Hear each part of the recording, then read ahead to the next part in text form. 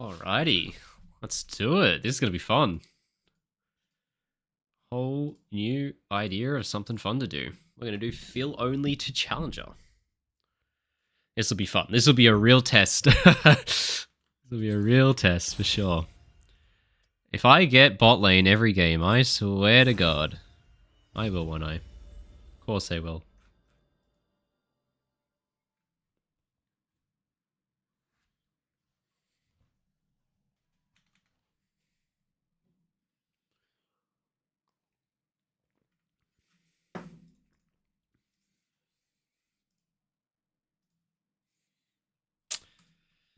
Hey, Xbolt, welcome in, my friend. You're the first one in. What are we waiting for? First message of my stream is you saying, wait. What are we waiting for? How much Briar do you play? I've never played the champion before. Is that the answer you wanted to pick? Rogue, can you pick Jinx if you get bot? Yep. Oh, I need to buy Misfortune. That's a champion I forgot to buy. I just went and bought all the champions that I have kind of played before. Did I buy MF already, actually? No, I did. See if I'm missing anything. I kind of spent all my RP already, but I don't know if I have enough top laners. I might not have enough top laners. I have enough junglers, mid supports, and ADs, that's for sure. But Jinx is one of the ADCs I bought. I think that Jinx is one of the best ADCs for low elo in the world because she has long range, she has good wave clear, so you can keep push in every matchup. And with long range and push, you can 1v2 lanes. You guys will see it. One day I'll get filled ADC, and we'll see it. You love the YouTube content, learning new things? Hey, that's good, man. Glad you like it. I enjoy making it. I think there's going to be a lot of new people today because I put out a video last weekend and it is my best performing video of all time, double. It is double my second best. For a video that's been up for however many days, it has done over double the views of my second best video ever. It's on par for like a few 100,000 views. It's bonkers. So, hey, it was a good video. I feel pretty happy about that one. What are your planned champions for each role? Ooh, that's a good question. All right. What we're going to have to do is I'm going to have to make a bit of a notepad for the champions I can actually play. Let's do that. Let's cook up somewhat of a champion pool. Top, jungle, mid, AD, sup. Okay. Well, jungle, sup are covered. That's not any stress of mine because those roles I really know how to play. It's the other ones that are interesting because I know a lot about the roles. I know how to play them all. I mean, I know how to teach them all. I've taught every role to a pro level for like 3 years. So I know how they all work. But it doesn't mean that I've played the champions in those roles and that I'm as comfortable in those roles, of course. So I'm not even kidding. Some of my top laners, where's my pool? Where's champions owned? Ownership. Wait, what? These are... Did I?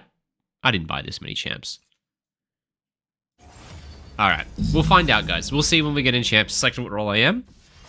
Support? Bruh.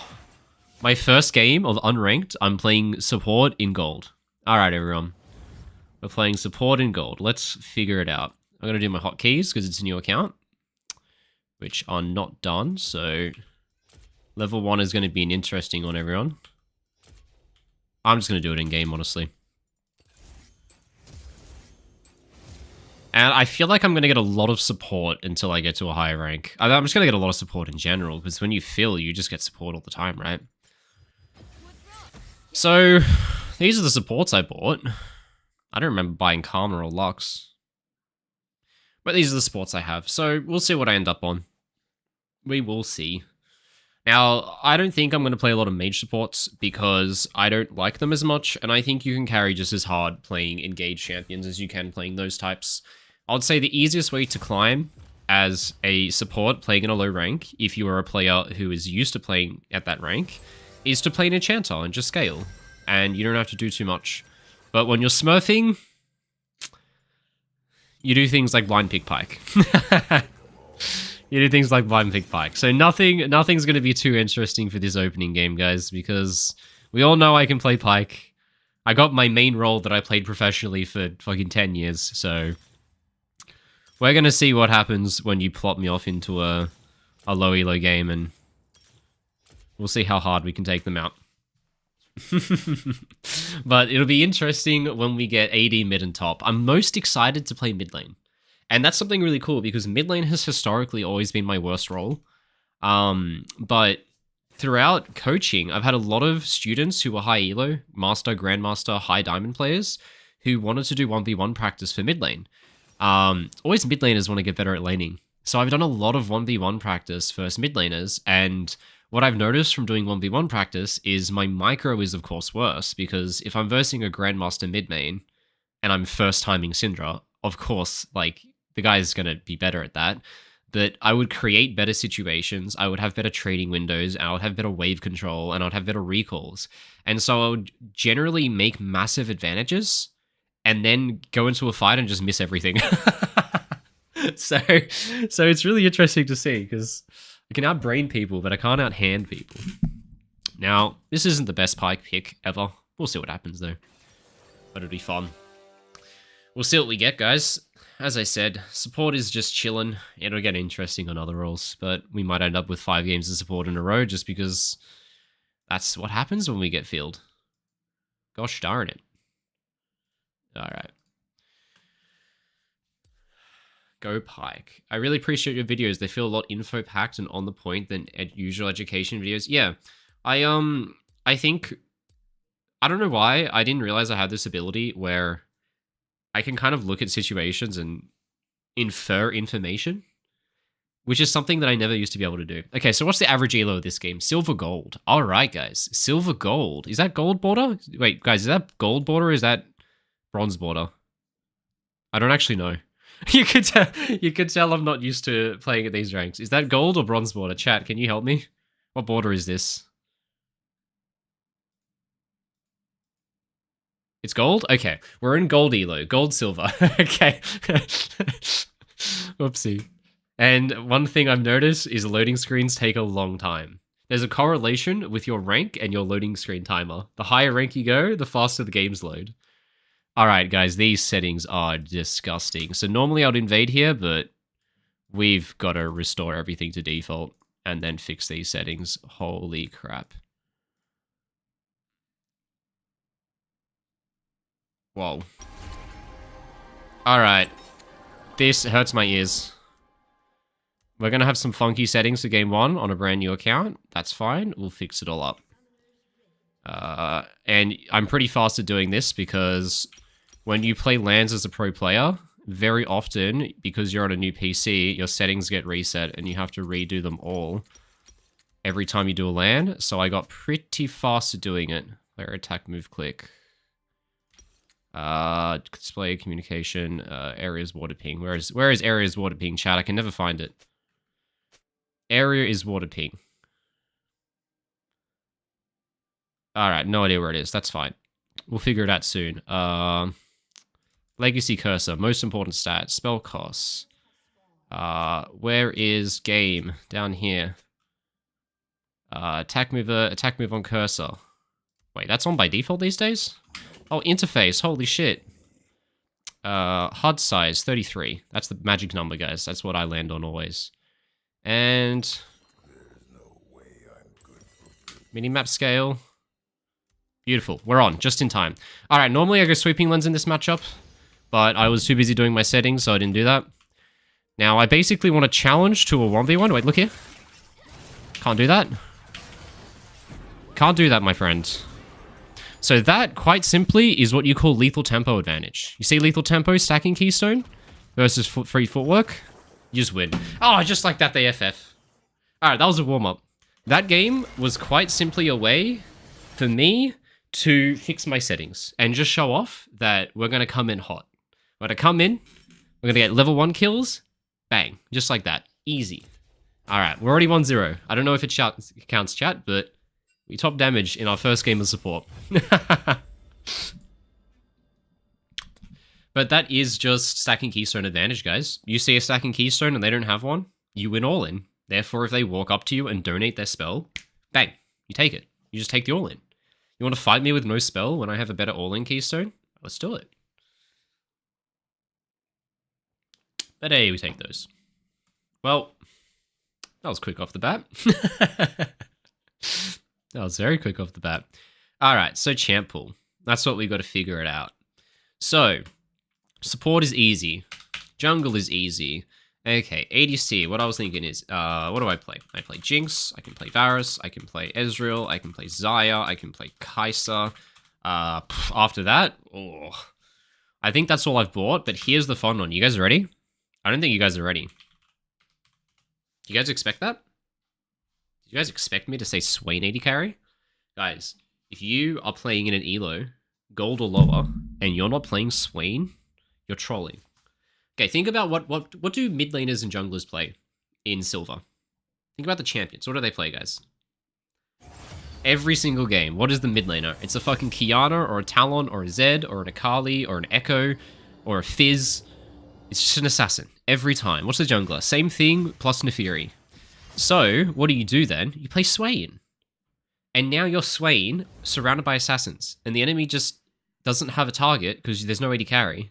Happy days. Yum. And it's so easy to play. And people don't consider Conqueror stacking, so they fight into you. Hell yeah. Hey Rogue, do you do one-on-one coaching? I do. I very much do. I'll shoot you a link in chat right now. One sec. Let me find it. But no, I do. I've done one-on-one coaching for a long time now. Yeah, I'll swap you, my friend. Just as I thought, guys, I'm support again. Oh, shit. I'm support again. Who would have guessed? Here. In chat, there's a link to where I do one-on-one coaching. You can check out sessions and schedule one in. It'll sync to our calendars, so it's pretty nice. But am I just going to end up with an absolute metric ton of support game? I think what's going to happen is we're going to check the stats. And in theory, there should be a 20% distribution of 20% of games on each role. But I think what will happen is I'll have like 40 to 50% of my games on support. Probably. You know, Pyke went so well last time. And if I'm playing in gold, there's not many supports I want to play in gold. So, you know, I'm just, even if it's not a great pick, I'm just going to play Pyke. Because I know I can completely 1v5 a game if I play Pyke. And then we can just get out of the depths of hell and move on. But if you're playing in lower ranks, guys, if you enjoy it, play it. If you enjoy it, do whatever you want. The most important thing is that you enjoy the game. You'll probably play better if you enjoy your champions. But I definitely don't recommend to play Pyke support. It's hard to play, which is half the issue. But the bigger issue is that Pyke sucks late game. It's terrible late game. And the average game in lower ranks goes for longer. So what'll happen every game is even if you're really good at Pyke, you'll get ahead. You'll start snowballing. You'll be like 10-0. You'll be completely smurfing. And then your ADC will walk in and feed 3 shutdowns, completely throw the game. And then you'll just be in a 40-minute game where the gold is even somehow, even though you used to be ahead 10 kills. And now it's just a 50-50 coin flip, which happens every game. And then you realize that at 40 minutes, your champion fucking sucks compared to everyone else's. And you go, hold on a second. Ah, shit. So I'm doing it because I really trust myself and I really trust my ability to just end the game. So I don't mind. I trust my ability to just end a game very quickly. Because it's not hard to kill people when they mess up so often. So what do I play mid? I play Ahri, I play Syndra, I play LeBlanc, I can play Swain again, I can play Karma mid lane, I can play Tristana mid lane, I can play Yasuo, I can play Yone. Guys, I'm starting to realize that this is getting out of hand because I'm I'm playing too many champions. I don't own Galio yet, but I can play Galio very well actually. Galio support used to be really broken. If you guys think back to 2019, Galio support was the most broken support in the game. He used to be able to flash while casting W. And so it was super broken to play Galio support. And so, yeah, I used to play a ton of it. And that was the year that I won the domestic championship and I went to play at MSI. And I was just a Galio one. I mean, I wasn't the Galio one trick, but I played it every game. Galio was like more than 50% of my games. I played it in like 2 out of 3 games of Grand Final. I played it in half of my games at MSI. Galio was just so good.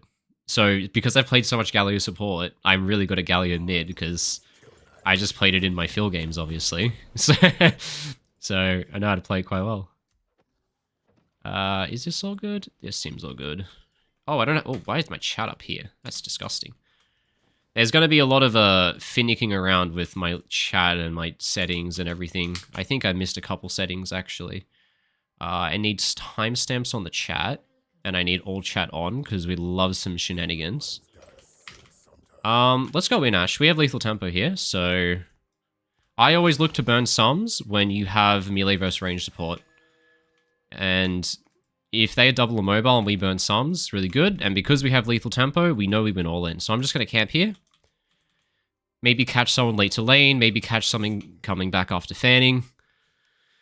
And you just want to generally create volatility when you're playing range versus melee matchups.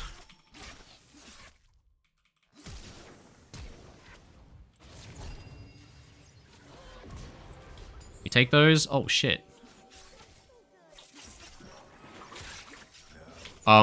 What is happening? Guys, what is happening? Alright. Those are their sums. I'm gonna go at 2 longswords. You may have noticed I took the second kill, which I definitely didn't need to take. But I can donate it over, but I'm not gonna take more kills than that, because I don't need to. But if I get double longsword as Pike, and they have no sums, they're just screwed. I got double longsword, I have flash advantage. These guys are not gonna survive till after level 2 or 3. And then, once I put them in the bin, I can move around and put everyone else in the bin.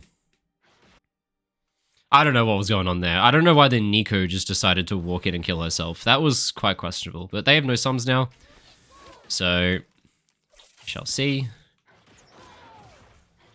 Now, I just want to trim the wave. No need to fight against them when they have the advantage. Let's just play to get 2 first. Now, we got kill XP, so we get 2 early here. Pop my pot. I'm going in, I'm going in, I'm going in, I'm going in.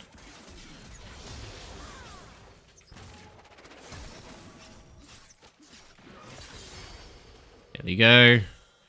Now, you get double kill like that level 1, you're always going to get more XP and get 2 quicker, so you just got to let the boy know. One thing you're going to notice is I do a lot of pinging. Right, when you're playing with people in low ranks, if you want to carry, you have to get them to do what you want. And when I want them to do something, I'm going to tell them what that is. There we go. And now I'm going to insta-recall here. I still get XP. I'm still in XP range, so I'm still collecting XP. And by recalling faster, it slows down my ADC's recall timer, but it speeds mine up. If I was to stay help him push in the wave, he would get to base faster. But guys, what does an ADC do if they get back to lane quickly? They just stand there, right? What does the support do if they get to base quickly? They roam. Alright, so he put a ward there, so I'm going to come in from topside. Dodge his ward since I saw him place it. Now, for some reason, this is just saying null on all my abilities. I don't know why.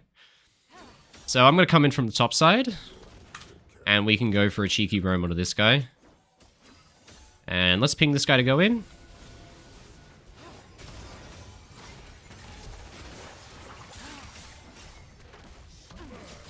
Alright, and I'm going to push this in because we want to get this in as fast as possible, and it's going to take LeBlanc a while, and I don't really mind to leash XP from my mid laner, because Pike ult damage scales with champion level. So it's actually really important to get XP on Pike. You're a damage champion, and your damage scales with level. So we have a perma-freeze here. He used TP mid. So what I'm going to do, I'm going to try and stealth back to lane into the lane bush without them seeing me. This is one of the coolest Pike tricks you can ever do. So I just walk like this, and right at the edge of vision, I press W, so they won't see me enter the bush here. I can cancel W with recall. And now, since he has no idea I'm here, I can just do this. And I'm going to donate kills over now. Really good. And I should be able to pop a recall here. I don't think I'm needed, and I know that I can probably roam mid again. And okay, I'm going to cancel recall because for some reason we broke our freeze. Guys, we're on gold. We can't expect the best wave management from the players. This gank is completely unnecessary. I don't know why he's here. So I don't know why we didn't freeze. I don't know why my Jarvan's here, but we'll work with it. We make do. And now we proxy. Now we just make sure that the Smolder can't get back onto his tower. And here we go. I tank. Let me tank, boys.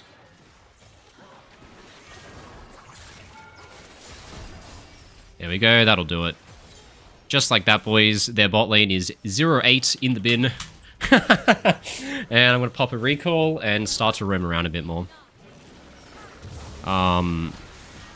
Wow. I don't know what that was. Alright, that guy mind-controlled me to cancel.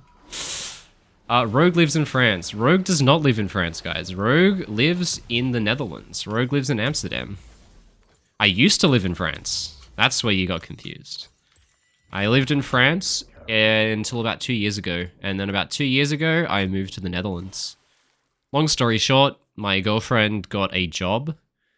And it was in the Netherlands, and so we moved to the Netherlands. And since it didn't matter to me, because I'm already on the other side of the world, I went along with her. Alright, let's stealth here in case there's a ward. Alright, no ward, so let's cancel W so I don't notify them with the sharks. And LeBlanc's basing, but she's got TP, so I'm going to stick around till she TP's back. She's not TPing back? She's not TPing? Alright, let's do it, me and you, Jarvan.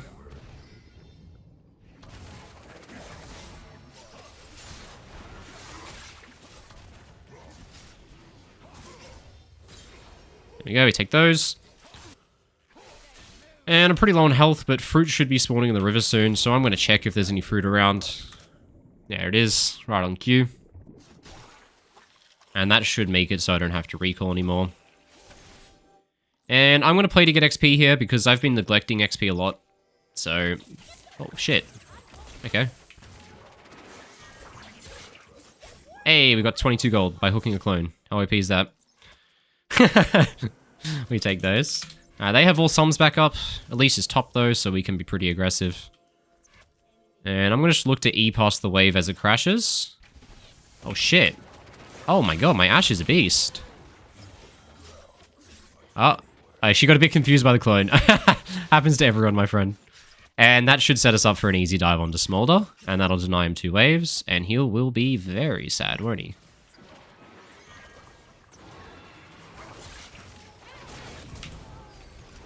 There we go. For some reason, it didn't take a tower shot, though. Now pop a recall. I need to turn timestamps on in my chat, too. How do I turn them on, chat? I don't know. And because I'm super far ahead, I'm going to click on my shoes. Actually, no. I'm going to buy Merc Treads this game, because it's a really fat Merc Treads game. Let's just wait 10 gold. This is a really fat Merc Treads game. We're super far ahead. And so defensive shoes are going to be better than move speed based shoes just to reduce the risk of throwing. And the enemy is super stacked on crowd control and super stacked on magic damage. Now Jarvan's doing this. I'm going to cross the top, prevent them doing void grubs. So what I always say is after 8 minutes, if your ADC is okay, always roam. Always roam. Right? You don't care about your own XP anymore once you get to this point. And there's too much to do on the map. The game becomes too quick and volatile. So as long as your ADC is not getting shit on, you can play to roam. Have a lot more impact. Is there an Elise in our jungle? There is. He's right here. No, he's not. He's not. He's disappeared, like the wind.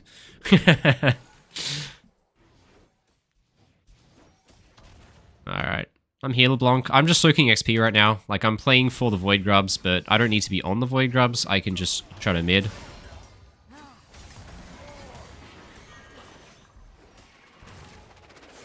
Oh, wow. Well played by Galio. Well played. Oh my god, man. I'm going to soak XP from this wave. It gives me level 6. And that's a pretty big spike. And XP is important. But someone just hit the vision plan. So I need to lean closer to Grubs here.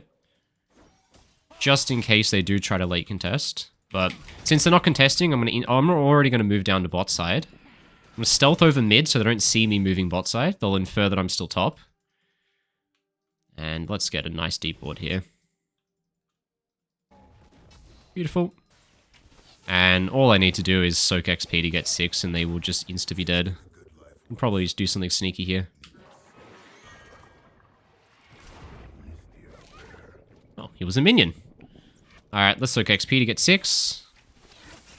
And Jarvan needs to come sit behind us because we're obviously going to get ganked here. Wait, what? Why are we basing? Why are we basing? We don't need to base. We just win a 3v3 here, guys. Who do we win? We have Jarvan. So I'm just going to push. They're obviously going to gank here. Like, at least he's in the area.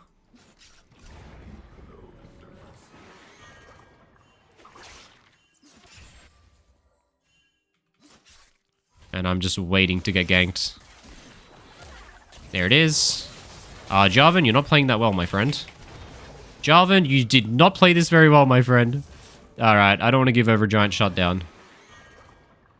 This is really awkward, chat. This became really awkward. We win this, though.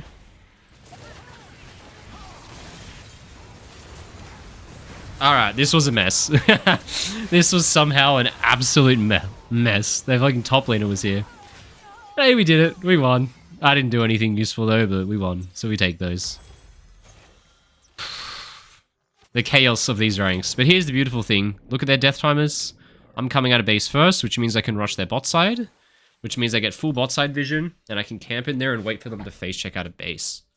So we're going to rush straight in the bot side, because if you are support and you're under-leveled and you die at the start of the fight, you have a shorter death timer, and you respawn more quickly by dying first. So you can always rush their jungle like this, and from that you can take perfect vision, and with perfect vision, you can react to the play however you want. Now, if Galio's in base, and the only people on the map are bot lane, it means the only place that a play can happen is bot, so I should hover close to the bot, until Galio gets back at least. And they don't have any vision, so I can get a nice chunk here. And that guy's pretty sad, he's half health now. And let's try for a play here. I don't mind at all. Good try. I'm going to stick around till I get level 7 at least, and then I might move up the map.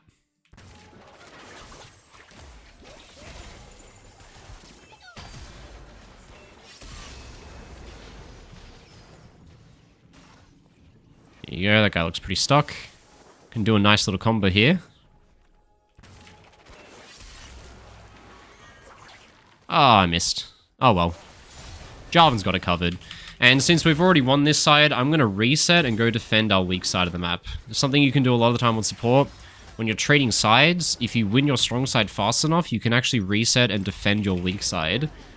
If you make it there in time, which seems like I might not make it there in time, sadly. Sometimes it might just mean defending the tower and catching the wave, which is fine. This guy's going to be pretty sad when he tries to hit this turret and he dies to the support, isn't he? Is he going to try?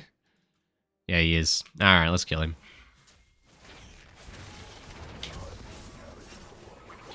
Alright, well... yeah, outplayed me a little bit, but... alright, we tied him up. We tied him up till LeBlanc got there. And let's go refresh vision to topside, since this is going to expire soon. And I'm going to buy that, just because they're crowd control heavy. Make it much harder for them to kill me. And the play should be mid here. There's only going to be one guy mid. So when he shows on this wave, we can look. Here we go.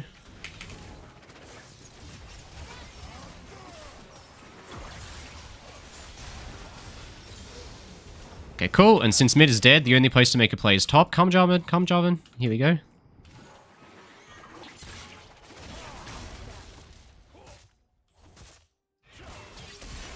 There we go, take that guy out. And since I'm out of health, time to reset, the sequence is over for me. And just like that, we reset, we get back on the map, and we're absolutely chilling. And you see, that guy's bamboozled. He's shocked. You had vision? Of course I had vision. I knew how to tempo ward, my man.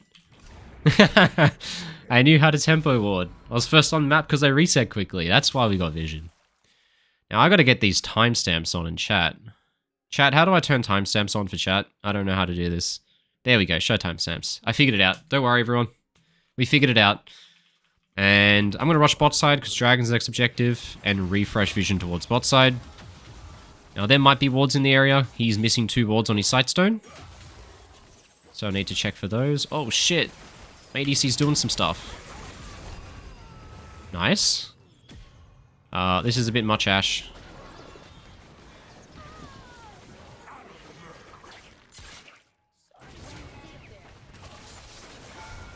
Oh shit, my Jarvan missed his EQ. Oh, oopsie. My Jarvan missed his EQ. I had so much faith. That's alright, he did his best. And there's probably a ward in this area. Wow, great warding. Really great warding. Ah, good try. It's alright, I miss my hooks too, guys. Everyone misses everything. And looks like I need to recall right now, but I actually don't. It's the biggest bait to recall right now. I do not need to base. I've got enough health to still be useful. Recalling would just simply make me second on map, which is never good.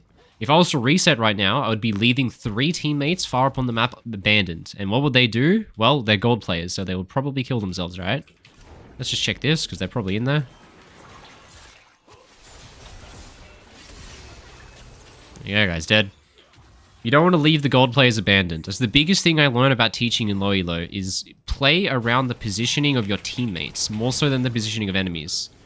Right? Since my teammates are on the map, we don't want to be resetting. Now, for example, I could reset. If there are 2 dead enemies, it's unlikely someone's going to die, especially the Quinn. So we're going to pop a recall. I'm going to buy an opportunity. It's probably the best damage item on Pike.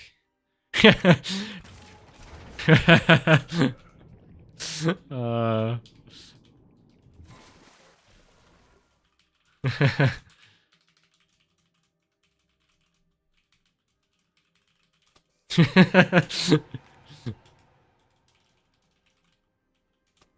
in the name. Alright, well, I got recognized as a Smurf, so I feel bad about doing this to these kind of games, honestly, but it will happen pretty quickly. One of the best things is that I think the MMR system makes you climb very quickly. Like, that's a 76 LP game. And if I start getting 10-game win streaks, Riot is going to very quickly start giving me a lot of LP for wins and division skips. And it will very quickly get me to like an Emerald rank, which, you know, Emerald Diamond games will start to be a bit less painful to the people I'm in the game with.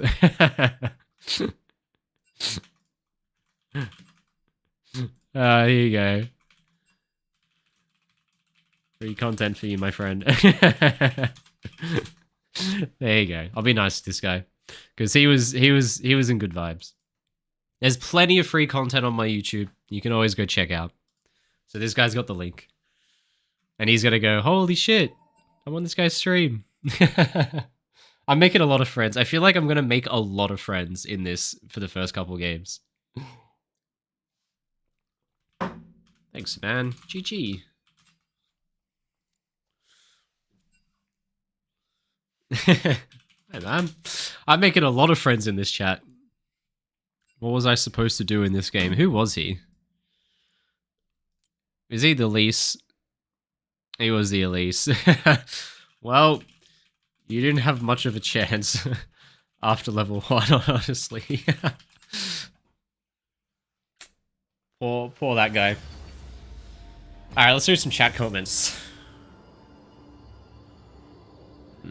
You picked Phil and it gave you support. I picked Phil and it gave me support indeed. And I feel like I'm going to get support a lot. Oh, we got top lane! Alright, this is one of the roles I don't play. I play jungle, I play support. Those are the 2 roles I can play to a challenger level. The other roles are a bit iffy. Support, now jungle. So, we got some top lane gameplay, team. So, what am I top lane champ for? Well, you guys will find out in a second. So, what do I ban? What are the bullshit champions of top lane that I really just don't want to have to play against? Darius, get that out of there. Alright. These are the champions that I selected to be my champ pool for top lane when I went and bought some champs.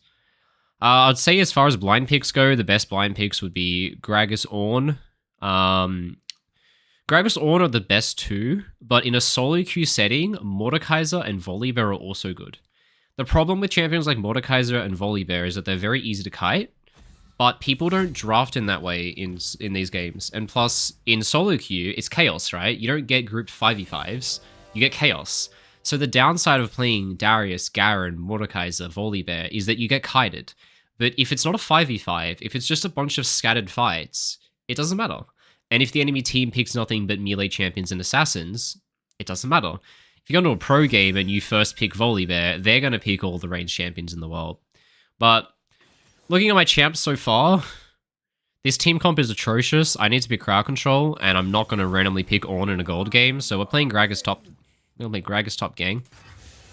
I'm going to go Mana Flow 2. I want to go Lane Dominant because I want to be ending games quickly, so I'm going to go Scorch. And for secondary tree, I'm kind of iffy, actually. Honestly, I'm a psychopath, so I might go Demolish. Demolish Gragas is not a thing, but I am going to probably do it just because your runes help you be stronger in a fight, right? Demolish doesn't help you be stronger in a fight, but it increases the reward for winning a fight. So, because I'm playing in a lower elo, I'm very confident in my ability to win lane regardless. I don't need the extra power of a rune to make me strong enough, so I can therefore go Demolish, because I'm already confident I'm going to win lane, and so I can just murder people. So then I can just get turret plates after I kill people, because I'm pretty confident in that. Handsome, intelligent, and homosexual. What the fuck? Why is the League community so weird, man? I love it. You go Crescents of Mine and Cut Down on secondary? Those are good runes, actually. Those are indeed good runes. Mic muted? Yeah, look, it was muted for a second. So far, I bumped to my mic and it muted. I got this mic arm, guys. It's really handy because instead of seeing it on my desk, I can move it. But the side effect of that is that I love moving it so much because it's fun to play with that I always move it around and the cable comes out. I'm new to streams. What rank is this account? This is a unranked account. This is the second game. You know what I should do, guys? Is I should add a text counter of the win-loss of this account. Let's do it. Win-loss. Okay. 1 win, 0 loss. Can I make a capital L? There we go. And then let's stick that up in the corner, but make it a lot smaller. How do I make this smaller, guys? I'm a boomer. Let's just pretend I know how to stream. How do I make this smaller?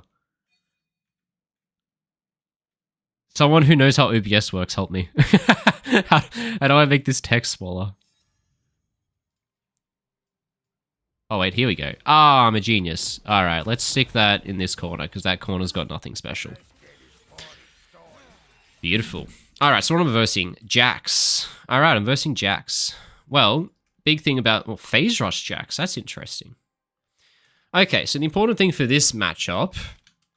First thing to think about is junglers. Where do the junglers path? What is the likelihood of getting early ganks?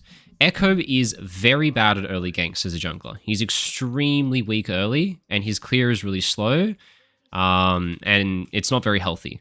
So it's very unlikely that he skip camps. He also has a bad gank, right? He's very weak early, and his gank setup is pretty bad. Like, his W is hard to hit.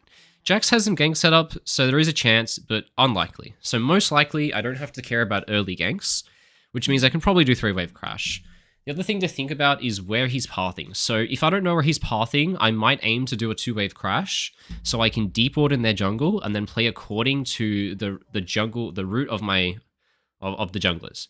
So since their jungler's pathing up, I'm going to play for prio and do 2-wave crash and deep ward. If I find out that their jungler's pathing down, it means I'm strong side. I'm going to let the wave come in to set up a gank.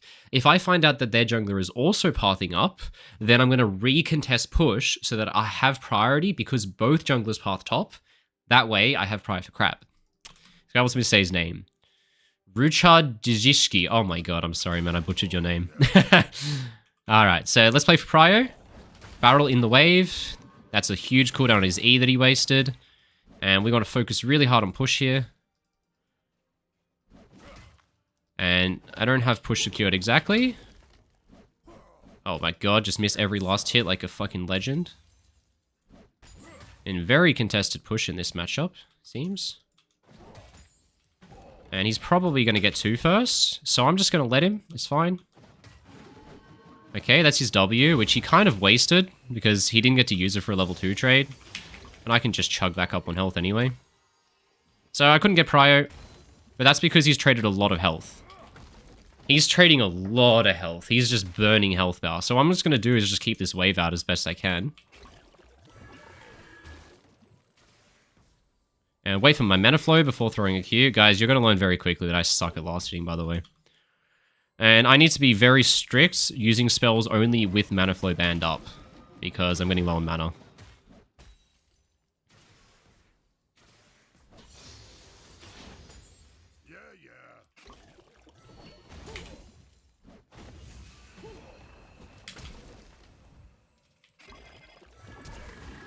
Oh, his E came up. Rip, it's worth a shot.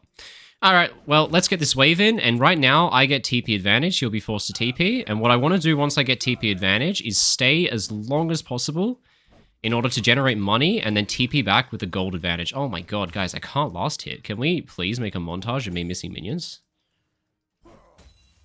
So that's his TP. And maybe I can actually just get a free TP here, a free base in. Yeah, so if he freezes that, I'm going to have to stay, but it seems like he's being nice. He's fixing the wave for me. So I'm just going to pop a recall and walk back, honestly. What do you even build on Gragas, by the way? I don't even know what I'm doing, man. What do you build on Gragas top lane? Alright, guys, let's just do the fucking pro builds. Let's go on pro builds and find out. It's Rod of Ages, right? Yeah, it's Rod of Ages. Alright, and so I got TP advantage now. I could use TP. What that would do is make it so I don't miss a couple creeps of XP, which I generally think is worth doing in your first, like, 3 levels. But because we're a higher level than that, it's not going to be worth it for me, I think.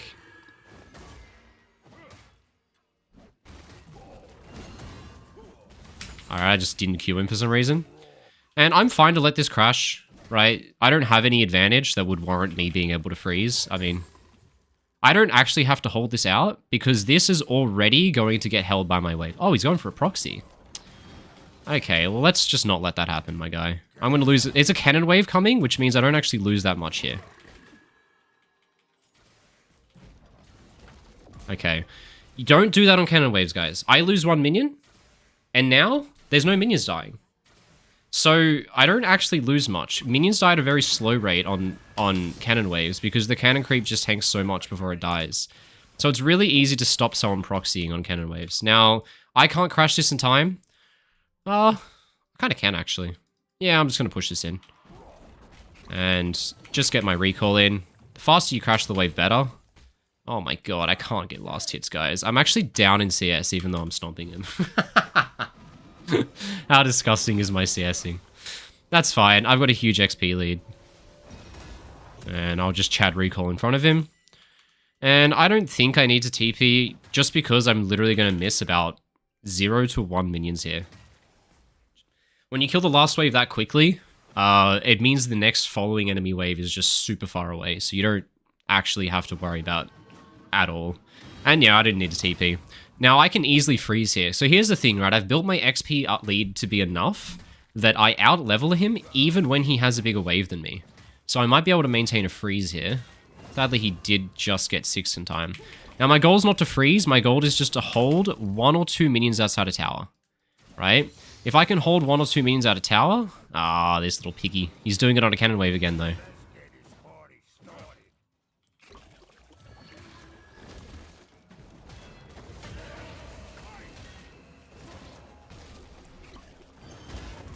You're dead. Again, I'm losing nothing for that. This guy's kind of just inting. Now, I'm going to let this turret plate die before I kill these minions. Just so that he can never get it. Nice. And I should be able to push this in and get a turret plate very quickly before he gets back. Because I've got that demolish that I, for some reason, took. Let's do it. A little bit risky because their jungler's obviously topside. If this is happening and he's not contesting it, he's obviously topside, but... Beautiful. We'll take that. And we'll just pop a recall now. And I'm considering to TP here. We'll see what he does. I don't think I need to again, though, but this is very strange. Usually I tell people not to hold their TP this long. But, yeah, I'm going to TP here just because I don't want him to be able to proxy. Probably should have TP'd the minions, but... I don't want him to be able to get into a proxy. A proxy is a way to avoid having to face someone in a lane where you don't win. And since I want to have him, I want him to have to lane against me, I don't want him to get into a proxy position. It's a way to avoid having to lane, and I want him to lane, because he can't lane.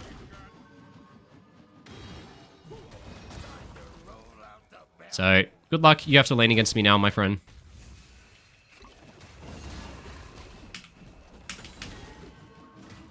And he's not having a good time, is he?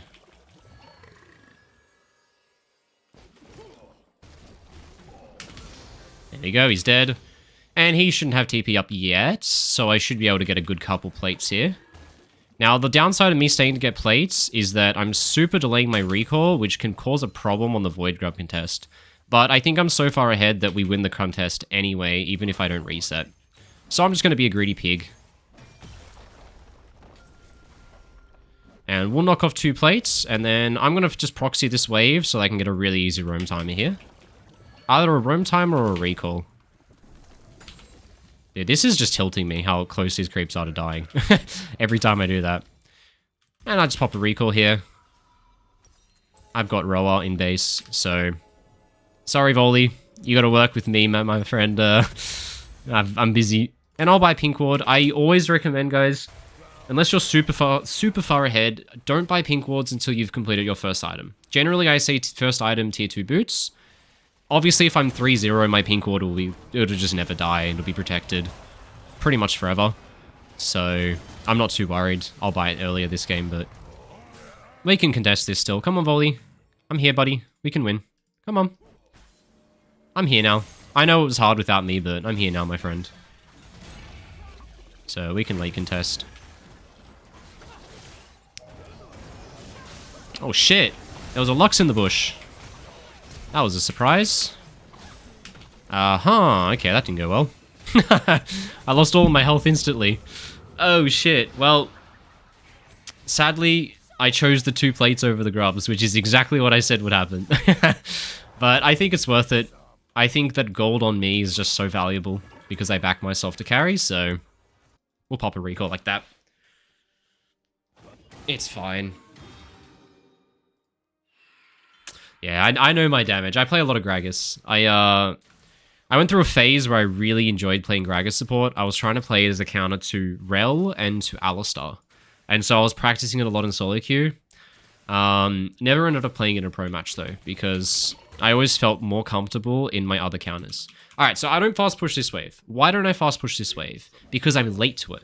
This wave arrived here about 10 seconds ago, which means I've already lost 10 seconds off of a potential roam timer. And that's what I'm playing for, is I want fast roam timers. So the big thing is, I want to kill a wave as quickly as possible upon its arrival. So this wave is brand new. So this wave, I can nuke it very quickly. Now, I didn't expect this guy to do this. I don't know why he's trading. He shouldn't be trading right now. Alright, I missed my Q, which is pretty bad. This guy's making all the mistakes. What he should be doing is just minimizing and not losing health, but I was going to play for roams, but since this guy keeps donating his health bar to me, it's going to make it possible to actually dive him. He just wasted his E.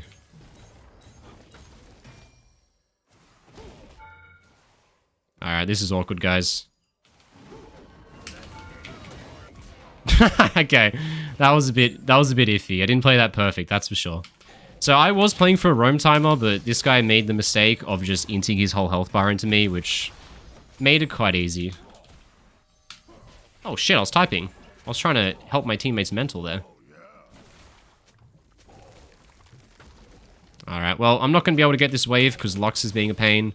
So what I'm going to do is just damage the wave so that they can't use it to take anything. Is she actually chasing me? What is the point of this Lux?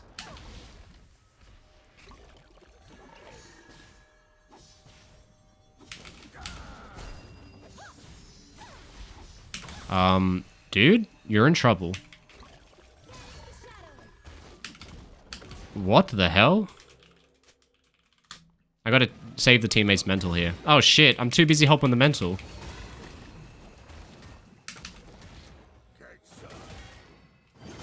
Shit. I was too busy typing, trying to salvage my teammate's mental, that I fucked up and died, and that's a bad death. He's got a cannon minion and 3 Void Grubs playing Jax. He's gonna take a lot of tower damage there for that death. That's a bad death. Alright. I was too busy typing. I'm trying to play damage control and get my teammates to to believe we can win, because we can. I can carry this. That's a bad death, though. I lose a lot, and he gains a lot. And I'm also going to have to expend my TP, which is kind of sad for me, because I want to use my TP for roams, not for laning. Alright, well, shit. Very bad death. That's okay. And he's doing a proxy, which, you know, it is what it is. I'll just trade a proxy. He's going to have to recall soon, because he's out of health anyway. And I want to get this tower dead before they get the bot on the mid tower, if possible. Now, if he's proxying, I'm going to have to go deeper on my proxy. That's the solution here. I don't really like this, that we're trading proxies. I want to actually lane against him, so it's really smart what he's doing. But we'll trade proxies, that way I can still use mine for a roam timer. Which is another good thing of how to snowball. I did not expect them to all come top when my team is ganking bot lane 4v2 and losing. What is happening, guys? Alright, well, my team's ganking bot 4v2 and getting killed, and this is happening to me, so this is a shame.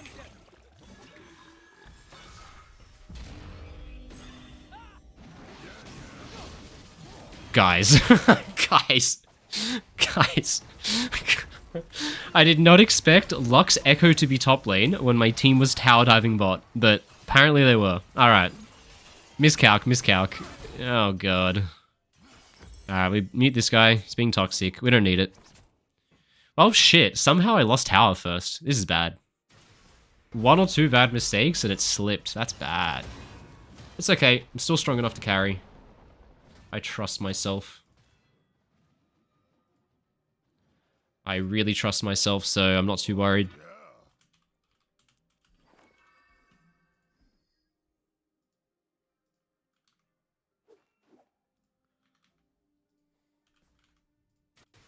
Alright, so now that the lane is extended, what I need to do is play for big roam timers, especially on something like Gragas that has a lot of utility while grouping.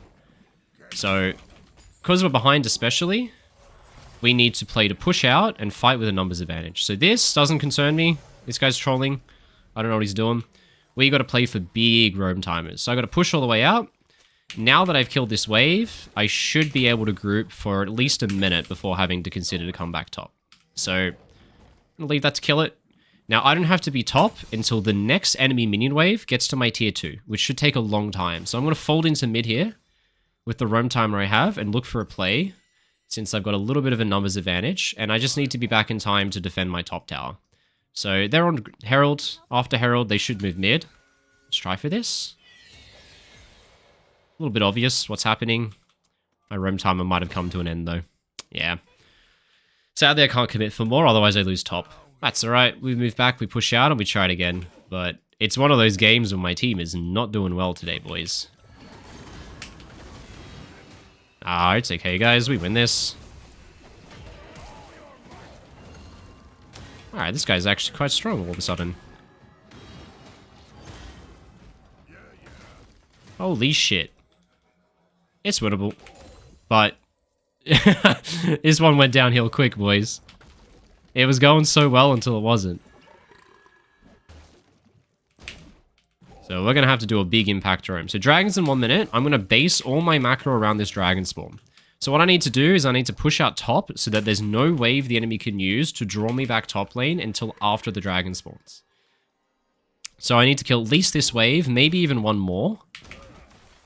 But honestly, we're in desperate times. I'm going to fold in now. I think death time is now. We'll stagger into the spawn timer of dragon. So if I kill somebody, they should be dead for the timer. And so I'm going to fold in and look for something. I don't really have ult here, so it's a little bit iffy, but here we go.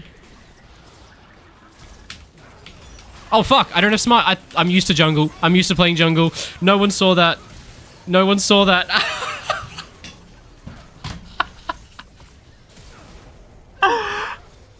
I'm so used to jungle, Gragas. I thought I had smite.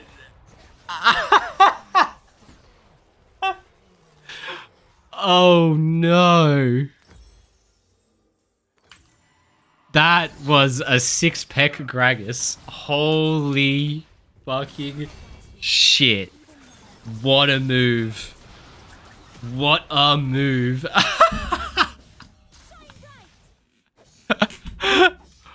Guys, I'm so sorry. Alright. The Gragas E-flash body slam into TP combo. We've never seen that one before. That is a combo for the ages.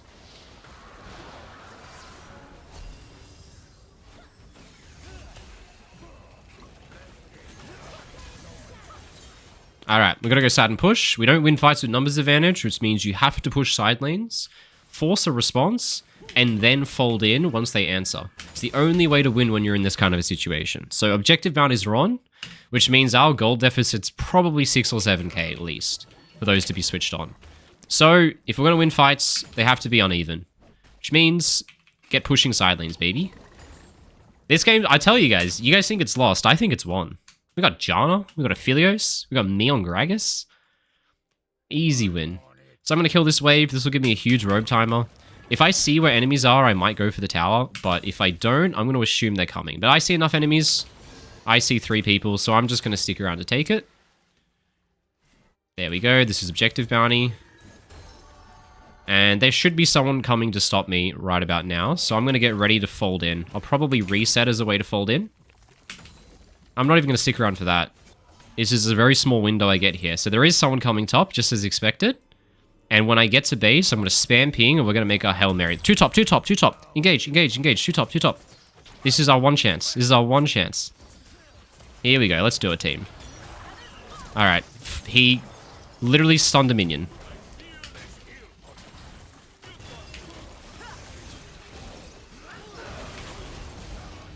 Alright, well... It was our one chance. It was our one chance. I definitely eat a minion. It was our one chance. It was our one chance. Honestly, good result. I believe in you, Volley.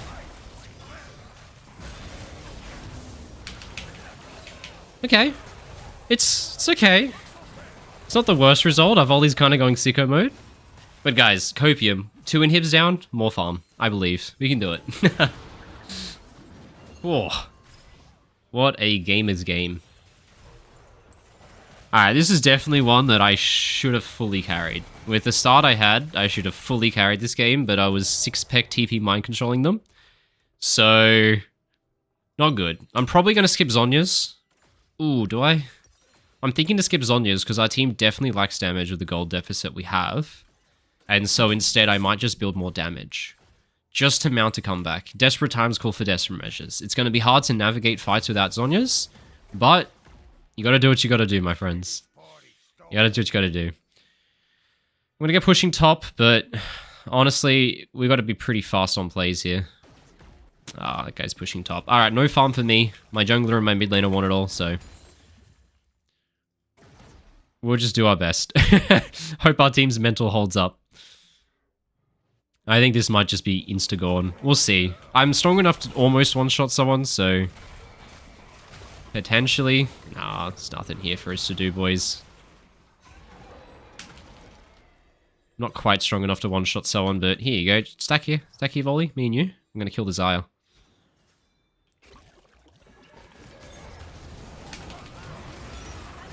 You gotta hit from here, right, my friend?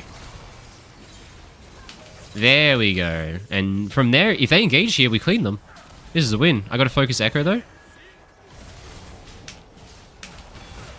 Oh, I told you we win, boys.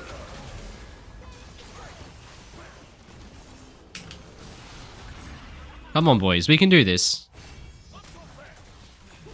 They're still fighting us. 3v5. Come on. We win this. Enemy team wants to engage 3v5. We win this. I believe in us, team. Come on. And like that, we've aced them. Just like that, we've aced them. Now, Katarina can defend. I'm going to push outside, play for next sequence already. Just like that, we aced them. So I'm probably going to do here is clear this, and then tempo skip TP out of base to get to Dragon before them, and pick them as they enter. Because I have enough damage to bomb or one-shot people now. So if I get there first, I can get a pick and stagger that death timer into the Dragon Swarm. So let's see some... This is how you really use TP, guys. You want to know how you use TP? You do this. You go bop. Fuck it, buy an elixir. Probably shouldn't buy that, but I did anyway, who cares? Pop a sweeping lens, dodge the wards that are here because they did Atacon, obviously. So there's wards there. Sprint right in here. Run straight in here, bop into a bush, and we wait. Well, there goes my chance. That was my chance. Maybe I missed it, but we hold the fort. They know I'm here now, so they shouldn't fall for it, but they're bad, so they might.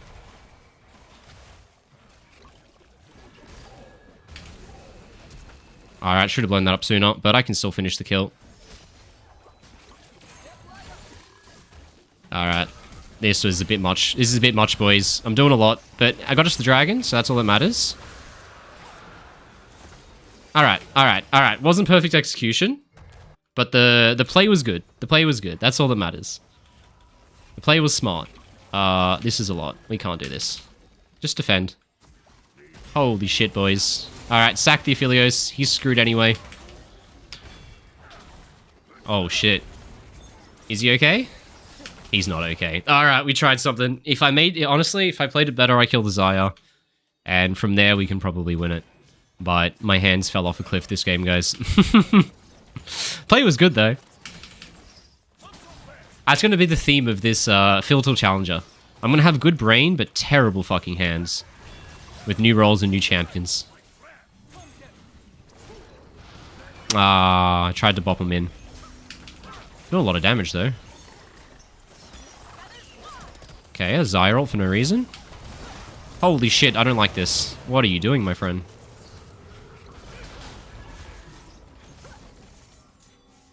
We got this, guys. My Aphelios is AFK, though. Yeah, there you go, he's back. We win this.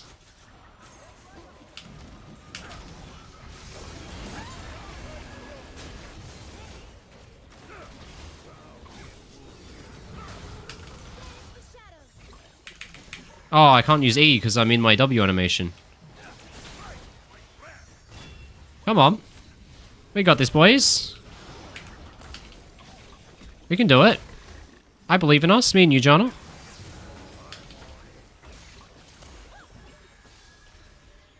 Come on. I believe in us.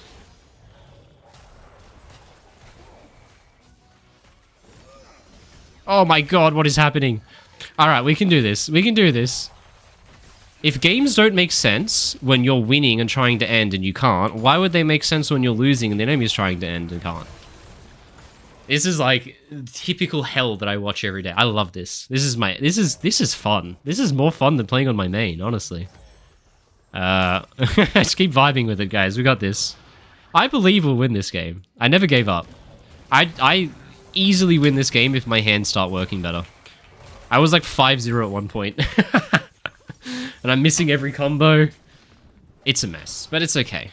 We can win this. I'm going to clear this wave, and then I'm going to get creative. Now, we got to just let it go, guys, because we're not going to get near it. Don't go in there. Like, let me just get creative. Alright, they're going to walk up. So what are they going to do? They're going to walk up mid like this, which means I know where they're going. And if I know where they're going, it means I know how to set a trap for where they're going. So, let's go hang out in this bush and see if they leave a blind spot. Let's see if they leave a blind spot right here. Oh, wow, she kept walking forward? Alright. I tried to one-shot the locks. Well, without my ult, it might be pretty doomed, guys. We shall see. Good luck, team. Good luck, boys. We got this.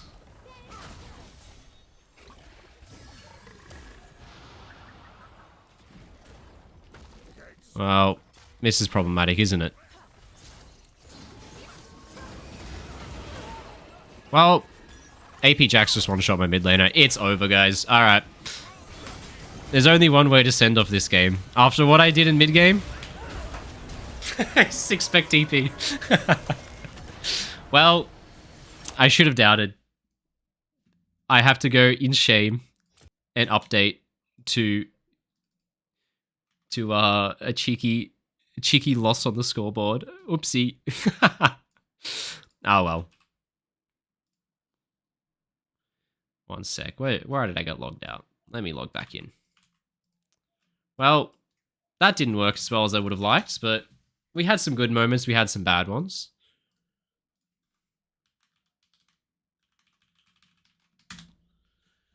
We had some good, we had some bad.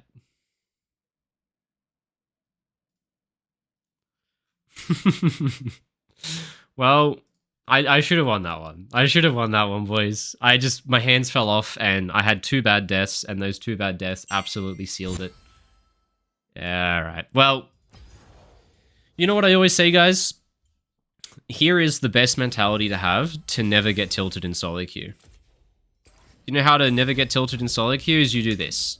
What you do is after every game, you allocate out of 100 points, how many points go to you and how many points go to your lane opponent. So the question is, how many points do I get and how many did Jax get, right? How good were we in impact in the game compared to each other? All right, in the chat, how many points out of 100 do I get, guys? Put your answers, I'll put mine. I'll give it a second. Put your answers. How many points out of 100 do I get and how many does Jax get? You know what I'm thinking? I'm thinking I get a cheeky 75? I'll go with the 75.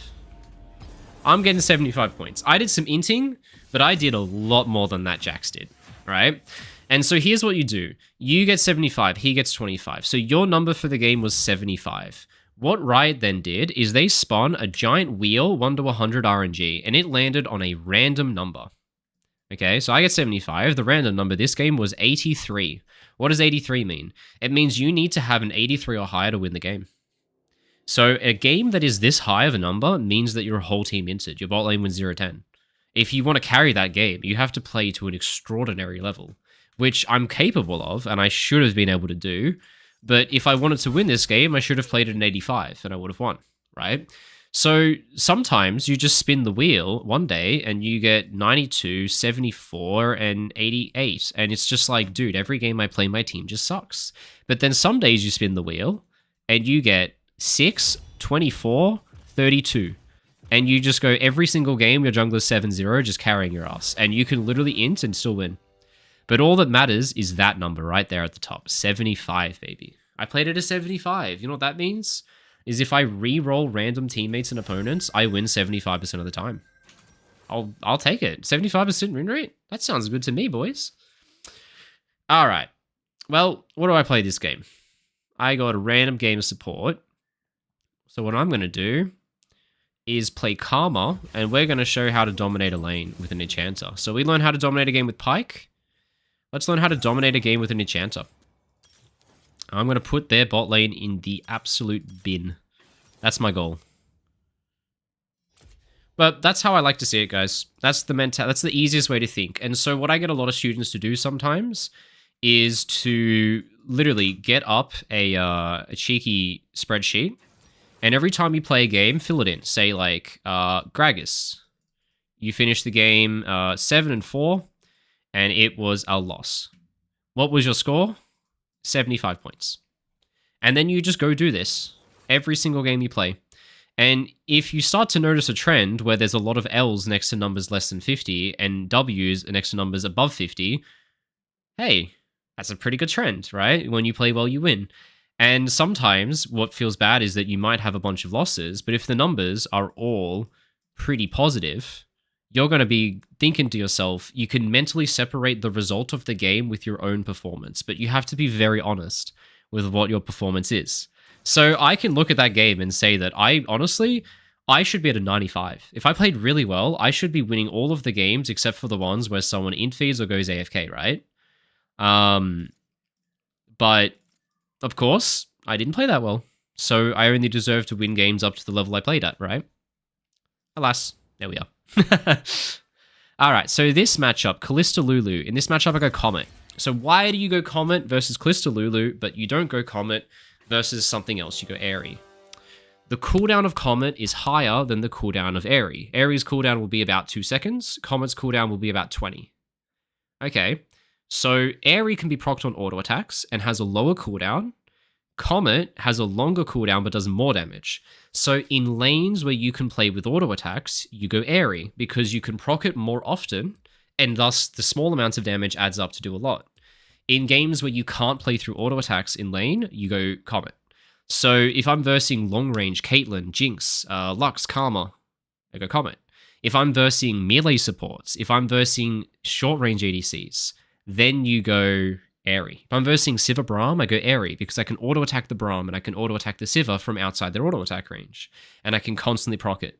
But I can't constantly play like that because if I'm trying to trade auto attacks with Lulu and my Q is on cooldown, I'm just going to get shot in the face.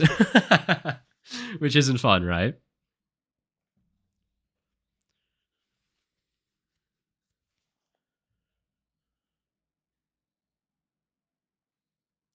What metrics do you use to score yourself? No metrics really. I literally just try to compare how impactful I felt to how impactful my opponent felt. And so being honest that game, did Jax make a single play? Did he do at any point, did he did a play that contributed to his team winning the game? I don't think so. I think the only times he did anything was he got a tower once or twice in situations where I majorly fucked up. Which, like, he still gets points for that, but not many, right? Alright, so what do I do level 1? I run instantly to bot lane. Why do I run instantly bot lane? Well, as you guys are about to see, in range versus range bot lane matchups, whoever gets push on the first wave of the game maintains push for every single wave for the rest of the game. I know, big claim. You guys are going to see why. Okay, with lane start, I can hit the wave as it enters. If I hit the wave as the enter, I gain push advantage. If I gain push advantage, I hit 2 first. If I hit 2 first, they concede. I leverage through to a wave crash. I poke under tower. And then, at that point, I get to backpedal and hit the new wave as it enters. So he walked in here and placed a ward level 1, which is a common strategy people used to do for this strategy. But it's very outdated because the idea is you ward the center lane bush and you swap to sweeper. But that doesn't work very well anymore because your sweeper is still on cooldown. So what I'm going to do is stand in the middle lane bush and ward the third bush. Oh, fuck! The Avengers are here. Ah, we win this. We win this. We have lethal tempo. Just hit. Just hit. Just hit. Just hit. Just hit. We win this. We win this. We win this. We win this. We win this. We win this. You win. You win. You win. You win. You win. You win. You win. You win. You win, my friend. You win. You win. I'm not worried at all. Why am I not worried? Lethal tempo exists. I tell this every time. Lethal tempo check. What does lethal tempo mean? You must focus the target with lethal tempo. If they engage on me, and they ignore my jinx kills everyone. So, we're not too worried, boys. Enemy bot lane in the bush, I walk in face first. They target me, my jinx goes crazy. We're happy with those results. Now, what I don't want to do, my initial plan was to hit the wave. If I hit the wave, my jinx loses extra minions. So, we don't hit the wave. What we do is we chill, and we play for Prior once Jinx gets here. So she's getting here soon. We might just lose push advantage just because she's a bit late, which is fine. But what I want to do is I want to hit the wave and the enemy if I can. But the main thing we're trying to do is hit the wave. Come on, Jinx. We can take back push. They're going to get too far. It's a bit awkward. That's all right. Change of plans. We lose Prior for like 1 wave. It's not that bad. It's not that bad. And we'll play the bounce. Everything... Not all plans survive first contact, team. They don't all survive first contact. It's okay. You can play for the bounce. Alright, we chill, we chill. It's fine. Okay, Volley Bear is pathing down, so we're weak-sided. Alright, this is worst case scenario, gang. Weak-sided fucking bot lane with Karma. And my Jinx is losing too much health. This is not what you want to do when you're weak-sided, guys. If you lose push, if you're weak-sided, you don't want to be losing health like this guy is. Losing too much health.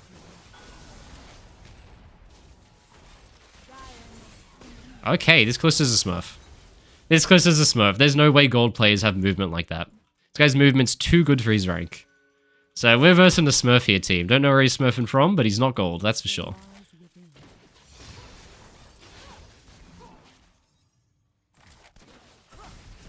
Okay.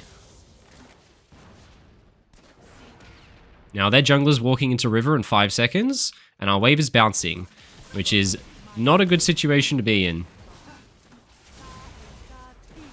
Good trade, we take those trades, but all the trades, even if they're good trades, are bad trades, because we're on weak side. That's what you always gotta know. Good trades are bad trades on weak side. Because Volley Bear is right here, so these trades are not good. This is not how we want the lane to look. This matchup got a little bit broken by losing push level 1 and getting weak-sided, but that's alright. Oh, we're getting dived. Alright. Now what you do is you focus damage onto the person who tanks. Alright, focus volley since he's tanking. Nice. We take those. Not too bad. Oh, this one is not going how we would have liked, gang, but honestly, we still ended up positive anyway. Alright, I'm going to roam mid. Why do I roam mid? Jinx is going to push in the wave, which means it's going to bounce, which means we're going to have the perfect wave state to roam with. Jinx, you're not quite going to get the wave into tower, are you, bud? Alright, well, that's shit. Well, we lose some minions, because the wave didn't go in fully, which is always a sad day, but it is what it is. Now, I need to get my Pantheon a recall. He's 2-0 with no recall, so he's obviously got a billion gold. So even though we're losing minions bot, I'm going to play to get him a recall for next wave so that he can spend his 2k gold that he probably has. Even if that means just walking into mid and hitting the wave with him, that's what I'm going to do. So let's just walk in, get this wave in for my boy so that he can get his recall. Because he did good to helping us, I'll do good by him. There you go. See, he's got his recall now, and now I have to go fix bot wave as well. God, man. Now, where's their jungler? Their jungler should be doing wolves crossing to bot side due to the game time. I just have the game timers memorized. So we got to get this wave fixed and get it coming into us so we can be safe.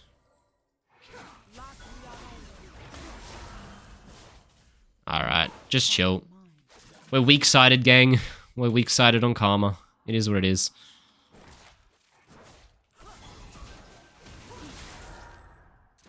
This guy's a smurf.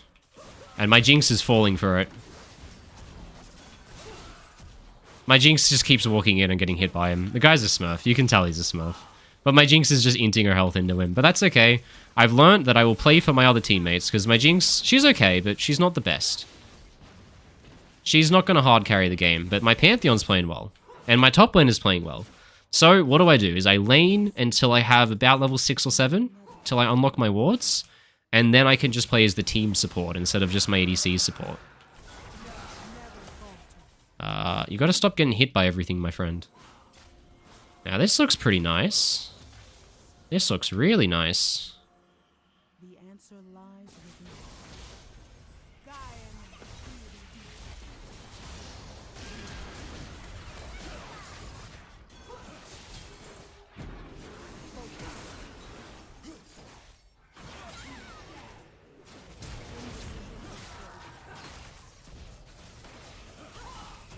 Okay.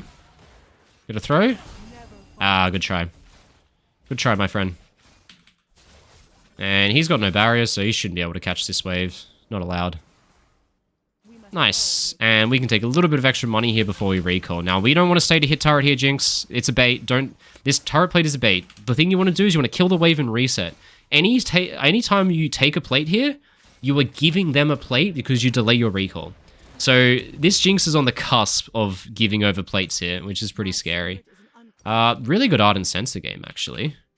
Just because if you look at our team, we're actually full AD, all auto attack based. So Ardent's going to pop off this game. So we'll just rush that. But you're going to see what I mean is like, this guy's super delayed. They're already back in lane.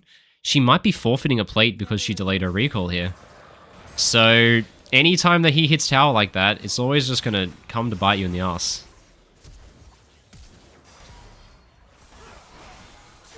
Alright, we take that.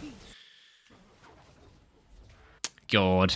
Alright, guys. The question is, what did I play at this game? Well, I don't know, but all I know is I rolled the easiest game to win in the world because my fucking team is carrying my ass. This guy's smurfing. 100%. Look at him.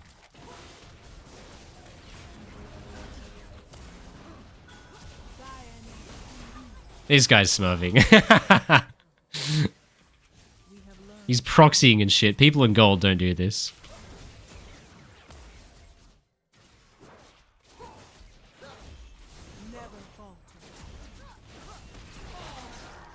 Okay.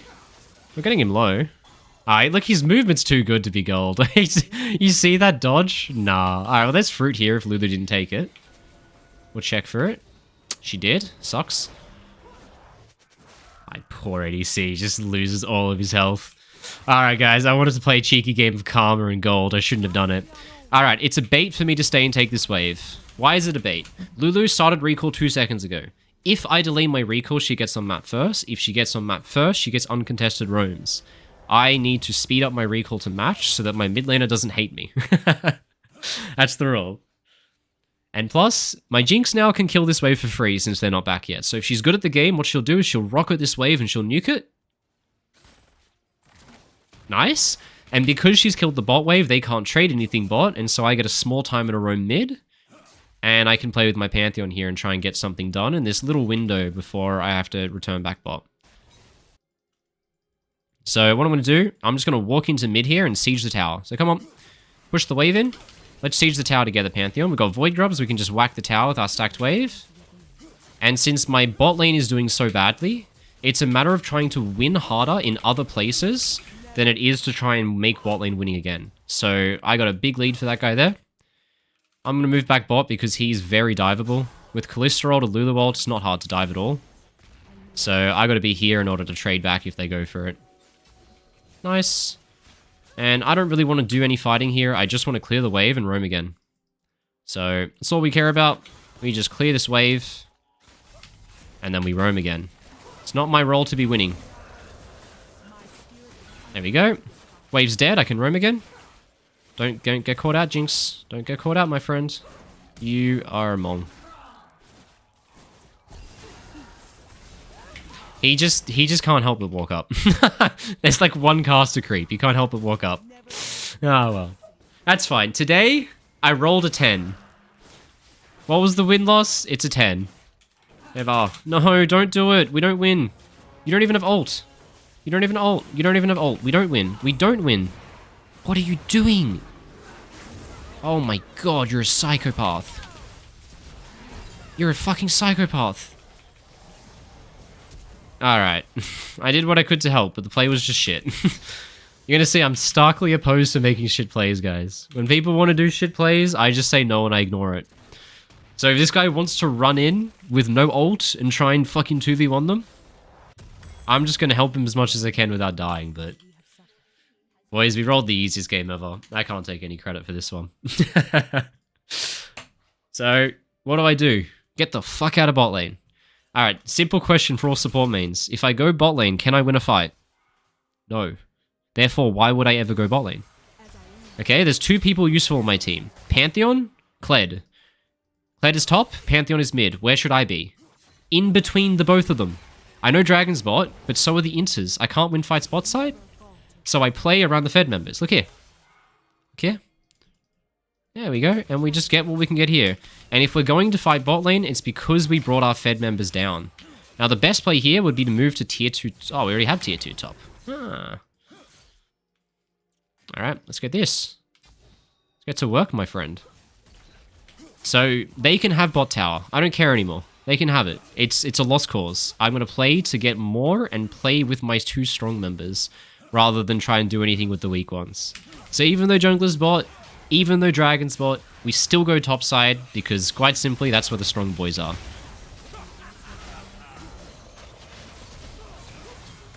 And this guy's not doing too hot, so he's getting abandoned. I did what I could. And now, since he's dead, who do I go play with? I play with the Kled.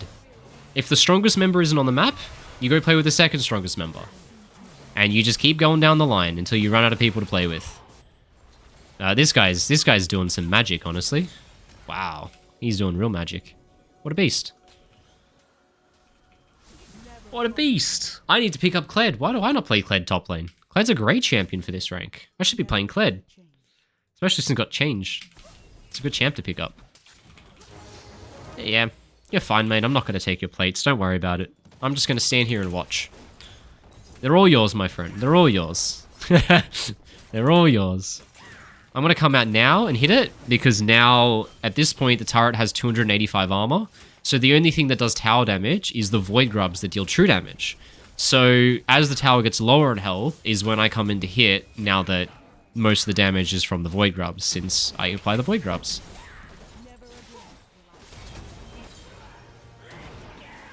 This guy's good. This Kled is a good player. Alright, guys. I played at a 40 and I rolled a 2. This was the easiest game of my life. Ah, shit. What a fucking legend. This guy's got like 8k gold right now, I reckon. What a beast. What an absolute freak. I think, honestly, this guy's got me inspired to play Kled now. I'm going to play some Kled. But you see how well things go when I stand next to Kled? So what I do is I just sync all my gameplay around him. So he's obviously going to recall now, because he just made 1 billion gold. So I'm going to recall to sync with him. So when he's in base, I'm in base. When he's on the map, I'm on the map. The worst thing to do is to desync from your most fed members. So that's the big reason why I'm staying the heck away from everyone else. In order to stay paired up with the guy who's strong, and I'll just dump shields on him all day. Happy days. Happy days for the boy. Let's give him move speed out of base. And honestly, all it takes is I just speed him in and he kind of just kills everyone. Should be all we need.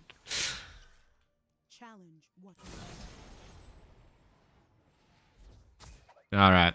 So Kled's answering side, which means it's kind of a chill moment. And because my Kled is the most member, we don't play mid to side, we play side to mid. So I can hover this guy just so I can fucking give him a shield. But really, we just want to wait for the Kled to fold in. That's all we want to do. We just want to wait for the Kled to fold in. Just chill. We just want to wait for the Kled, guys. Come on. Holy shit, my team's sending it. Alright. Bad play. Might work, but it's not good.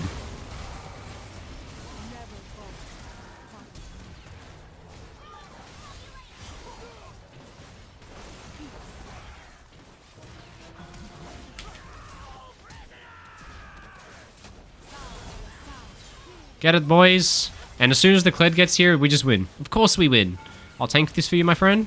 Oh, okay. He didn't get the message. That's fine. Well, we got carried. We got carried. Good shit, boys.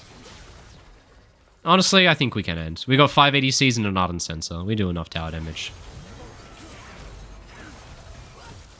Yeah. I guess we just win the game in 16 minutes. Alright. Well... I wasn't the reason we won this game, but I'll take it. That's how to get carried, guys. That's how to get carried. Just be an absolute potato and get carried by your top laner. That guy's getting an honor. That guy's getting an honor. Good job, team. So, as always, you gotta grade yourself. That was literally the easiest game I've ever played. That was a 2 out of 10. On the difficulty scale. 2 out of 100. My god. Go team. Well, I get to update it, even though I'm not at all the reason we won. I'm not, but what I learned from that game, guys, is I'm not going to play Karma support anymore. No more Karma support. Let's see if there's another support champion I should buy. Blue Essence.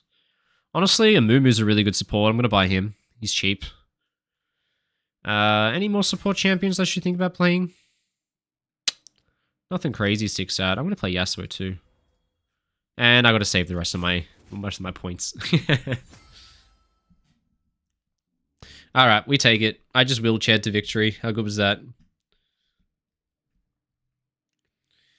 GG. Zac support, Kindred support, Yasuo support. What are you saying, chat? Guys... You have some really bad suggestions. I'm sorry, but what are these suggestions? Of LeBlanc support? At least that one's kind of real. It somewhat works. Somewhat. Darius support. Alright, that one does not work unless you have an Ivern 80 carry. In which case, you should probably flip them.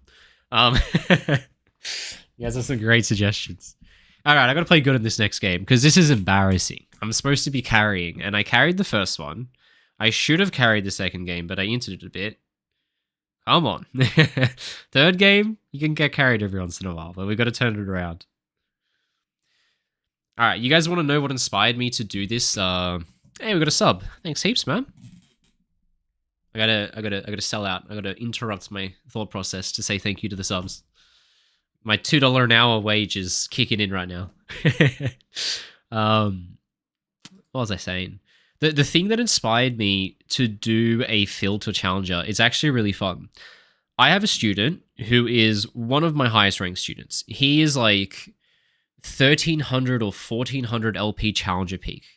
He peaks like top 10 challenger NA. He's a really good player. I helped coach him for a good while. I think he started at like Grandmaster and we got him really high, and he's a mid lane main. He randomly disappeared for about 6 months, and about 2 days ago, he randomly reappeared and wanted a coaching session. And I was like, awesome. And so I opened up his account and he didn't have any games on it. And I was like, you haven't played any games? He goes, oh, I got a new account. I opened the new account. It was 20-0. And I said, what is this account? He said, I made a new account. And what I did is I found an AI that suggests the best champion pick for that draft. So he's got an AI that looks at the champion picks in the game, and it just picks a champion out of the champion pool you've designated that's the best for the draft. So what he does is he queues Phil, and he sets the parameters to all champions, and he lets it pick for him. So in essence, he plays any character, whatever character the AI picks for him. And so every single game, he just has an AI that picks his character randomly, and he just works with it. And I was like, what the fuck? And he was 20-0. And the session I pulled up, he was playing Diana. And the guy's like buying Sheen first base. And I'm like, you don't rush Sheen on Diana. What the fuck are you doing? And he's like, I don't know what to build. I've never played this character before. This is my first time. And I was like, okay. And then I was trying to explain, like, press W because the balls proc your Conqueror really quickly. And he was like, oh, that's smart. The guy just had never played it before. So, pretty funny. All right, guys. You know what the pick is? Swain support. I would never play Swain support in Challenger. But we're not playing a Challenger. We're playing a Gold. So, we're going to play Swain support. Which, Swain support is probably my favorite pick. Out of everything that I recommend to people play if they're lower rank players, it's Swain support. So we'll build that. Yeah, fuck it. I want to steal the kills. What do I go secondary? You can go a lot of things secondary. Can really go a lot of things secondary. If I want to play for lane, I can do this. We'll see. But we're playing Swain support. I think Swain support is the single best champion you can play as a support main in any elo below gold. And when you see champions like LeBlanc Nocturne, Swain is awesome because it's burst mages who can't one-shot a Swain. It's dive-in assassins who can't one-shot a Swain. And so you're chilling. Is Swain support bad in Challenger? Yep. You know the reason, guys? In high Challenger games, you average half as many kills. And your ADC is a vacuum of farm, so he's going to pick up every single minion he can find. But in lower ranks, your ADC just randomly abandons waves, and so you just get farm. And the game averages twice as many kills, and so you get gold. And so when you normally shouldn't have enough of an income to make a carry champion work in the support role, you now can, because the game functions differently at lower ranks. Which is why I'm going to play Swain, even though I haven't played it for 2 years, and we're going to figure out how to play Swain support. How fun is this? So let's see what they pick. Galio. Okay, I'm guessing Galio Corki or LeBlanc Corki. I'm not quite sure. Interesting. I don't really want to play lane dominant runes. So what I'm thinking, Revitalize is broken and then one of these. But I don't know what I'm versing exactly. So I'm going to go bone plating just because I know people don't think about bone plating at this rank and I can force fights around it. Anyway, yeah, big guys.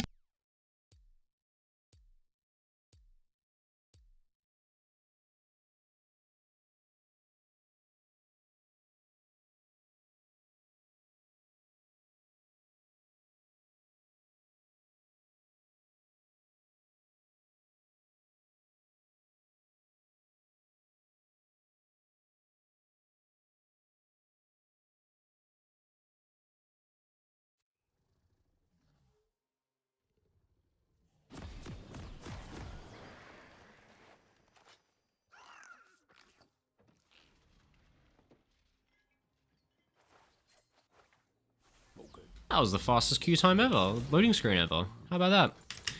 Alright. We're going to play some Swain support. So what do you build on Swain support? Generally, Riley's Rush is really good. I'm not a fan of Malignance. I think Malignance is really bad on all supports because the problem with Malignance is a lot of the money you spend gives you mana. And the problem with mana is that the reason you need mana as a mid laner is because you need to use your spells to kill minions. But as a support, you have an ADC to do it for you, so you don't need mana. So generally, you never need mana items on support. So I think the best items, Leandri's Rylays, After that, you've got Riftmaker. Eventually, you have... What's this tank item called? Jack Show, Spirit Visage, things like that. So generally, you go first item Rylays if there's a lot of melee champions, which there are. Leandri's Rush can be good too. I think, honestly, you can alternate which order you build these items in. It doesn't really matter. They're both good. Okay, good news, everyone. Galio took Exhaust against Swain. Interesting. So, that's good. We can work with that. Means I'm going to get full healing from my spells. So I'm going to hold my spell. If we end up in a extended fight, my Q is going to be better. But if we end up just kind of poking, it's going to be E. So, first order of business, don't face check the bush. Hit the wave as it enters to secure Prio. So let's secure Prio. Let's play for lane bush control. Okay, they watered lane bush. Really good. I'm getting... Okay. Now, he has nothing up for like 12 seconds, so I'm going to just keep punching him. And I got control of the second lane bush now, so I can use this to weave in autos and drop creep aggro with the bush. Here we go. There we go. We zoned them really hard. Good try. Should have gone W. Don't know why I went Q. And I just keep using the bush to drop creep aggro. Now, Nocturne doesn't do early ganks.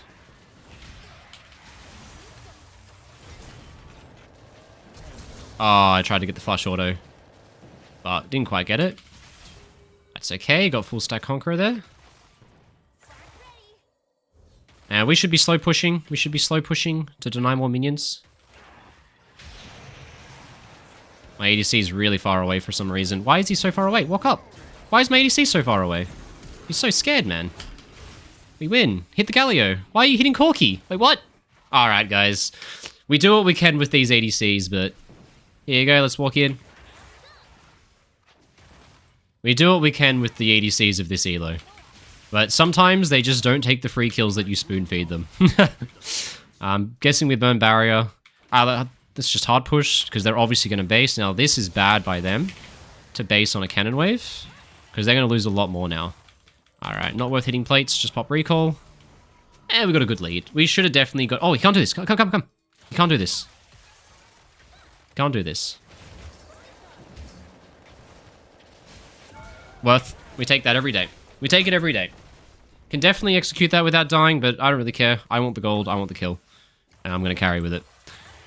And now he loses 2 full waves, including a cannon wave. We get really far ahead from that. And I'm just going to buy my pink ward and then go for a roam. While taking the flash timers. So what's that? 720 sup. Corki barrier should see 6 minutes. Exhaust should be 6 minutes as well. And I think Corki used flash, so I'm going to put 8-minute AD question mark, but I'm not quite sure if he did. I think he did, though. And this guy's got a really good wave state for a roam.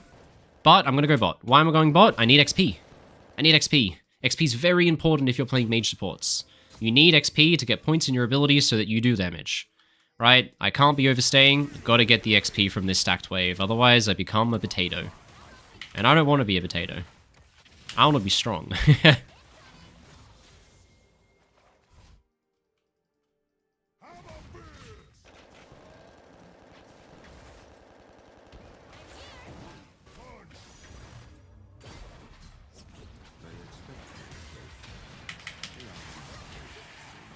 Oh, jungle's fighting in the bush. Doing what I can. I'm getting really stacked Conqueror here.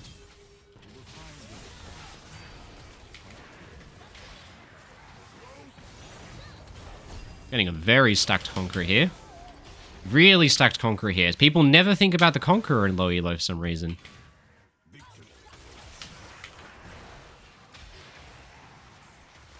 Never think about the Conqueror. Fully stacked Conqueror for like 20 seconds straight. That's why Swain support is broken. People don't think about lethal, they don't think about Conqueror. They do long trades into you when you have fully stacked Keystones. It's like the #1 mistake you see. So, happy days for me. And we win fights just because of Keystones. Which is why, you know, you can take Electrocute on Swain, but I always recommend Conqueror. Ah, that's close to killing him, but his shield saved him. 30 HP. That's alright. Oh wait, he's recalling right here. Oh, he cancelled. How smart is he? How smart is he? Well, we're getting fed, and I honestly think the best person to have the kills on our entire team is me. I think it's me. Who getting kills can carry this game? I'm going to say Mordekaiser and Swain. How can that enemy team kill the big fed tanks that they have to run into? Only Corki is capable of killing tanks. The rest can't. Now, come back bot, because the wave is going to crash. I can't overstay wave crashes. I need XP because I'm a mage support. So I can do a little bit of roaming, but I have to be back by the time the wave crashes, which is happening in about 10 seconds. So back we come. And he can roam, so I'm going to ping back here. I can't really match it.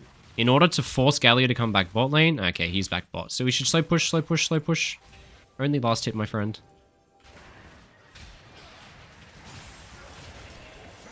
We win this. Oh, we win this hard. Alright, my Zeri got hit by everything. Ah, rip. Would have been some nice damage. My Zeri just got hit by everything. Did she walk into the taunt? I don't know what she did. Alright, let's get this in. Now, what I'm really playing for is to optimize XP so that I have level 6 for the Void Grub contest. Obviously, I'm very ulti dependent. And so, level 6 for Void Grubs is pretty nice. Alright, well, can't do much about that. But you know what the good news is about your ADC dying, guys? Is that you get solo XP. When you're Swain playing for level 6, I like solo XP. We'll play for solo XP every day of the week. So I'm going to soak XP from this wave and then head to the Void Grubs all day.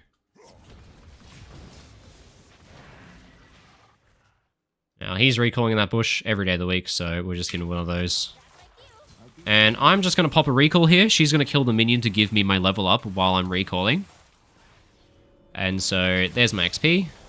And now I'm going to instantly move up. With level 6 Swain for Void Grub contest, I am going to go sicko mode in this fight, guys. Watch this. Watch me go absolute sicko mode. Oh, I forgot to swap to sweeping lens. My bad. Alright, level 6 Swain, level 5 Galio. Who wins at the Void Grub contest? Oh boy, this is going to be a fun moment for the Swain. Let's do it, guys. I'm coming. How mad is this guy, by the way? How mad is he? How mad are they? Ah, we tried something. I would never do that against a challenger player, but versus a gold player, you gotta test them. Sometimes they don't react in time, and you just get a free kill. So, we try. And see what I mean, guys? Sometimes you just get farm. I'm a support. I shouldn't be getting farm, but for some reason, mid lane's open, so I just get a full cannon wave of solo XP and gold. So, we take those. If my team just isn't mid to collect this giant stacked wave, it becomes mine. And so, we're chilling. Can this guy go away? Thank you. And I need to reset because I didn't build mana, but you see how fed I'm getting? By playing Swain support? Is this Swain support, baby? So, I'm getting fed. I got kills, I got a shit ton of solo XP, I've got... Look at this. Look how high level I am. I'm almost level 7. I'm on par with ADCs. I'm higher level than my ADC. See what I mean again? Mid is just open all the time. People just don't like money for some reason. Alright, well, Void Grubs might be gone because my jungler for some reason didn't take the Void Grubs after I killed them. Not sure why. So, no point going there if I don't have ult. I'm just going to move to trade vision bot side. I forgot to swap again. Oh my god. I'm becoming silver. Swap my trinket again. Alright, well, if he dies, more solo XP for me, baby. Let's do it, Kane. We'll take this XP together, my friend. Nice. And since I see Galio top lane, I can just ward everything. Oh my god. I'm actually becoming bronze today, guys. I'm so sorry. And because it's low elo, if you place a pink in this bush, it never dies. Those are the rules. I don't make them up. And we gank this guy.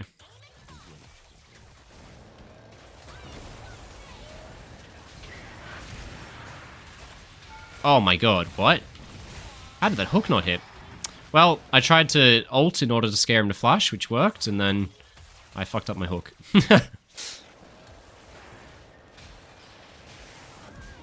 Dead. That's how you tower dive, guys. Tower diving's not hard. If you can't get them from this side, just walk to the other side and hit them from outside tower range. And I'm getting all the gold, all the XP. There you go, you can have the last hits. I don't want to tilt my ADC too much, so I won't take them all. And you know what? We can get this turret, my friend. What? You don't want it? Alright. We'll go base. I'm fine with that. Okay, someone in chat just reminded me to buy Sweeping Lens, which is really good, because I was going to forget to do it again. So thank you, chat. If this guy ever lets me recall, I will buy the Sweeping Lens. If they let me recall, which maybe they will finally. Buy this. Buy more amp tomes. Sweeping Lens, thanks, chat. I have you to thank for my ability to clear wards now. Can I get the snipe here? Alright. I was moral support. Moral support Swain. Oh my god. Oh, good try. That's alright. We just chill. I'm so close to level 8, and I'm so close to having ult, so we shouldn't be making any plays until I have those two things. So just chill. Just chill. I want level up. I want ult. So I'm going to soak XP here, because I want level 8. And let's cut off Corky's rotate back into bot lane here. So you're not allowed to come back to bot lane anymore, my friend. You must live your entire life anew. Oh, look at this. Look at this.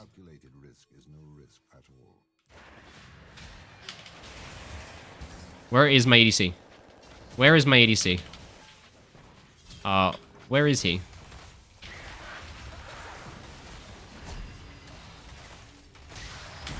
Don't know where he is, but we figured out how to mind control him to come back eventually. There we go. Cheeky double kill.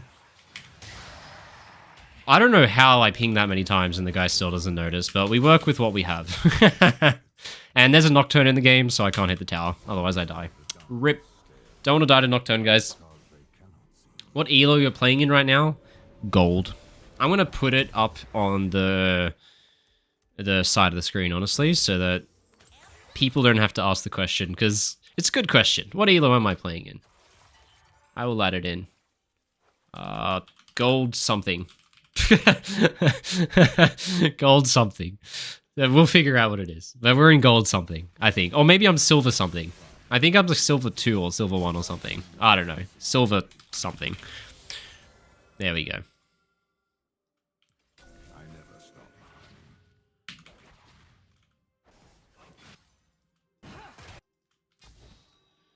And I'm gonna walk down here. I don't really care. Oh, missed my hook, but that's fine.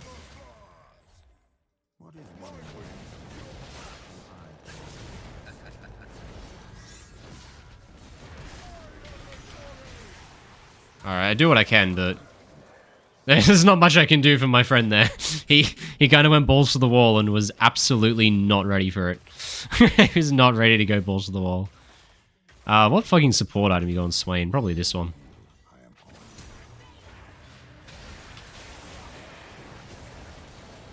Yeah, I'm a support, by the way.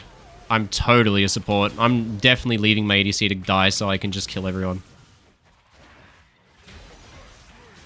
Yeah, this is a complete support gameplay. You guys seeing the support gameplay on the screen right now?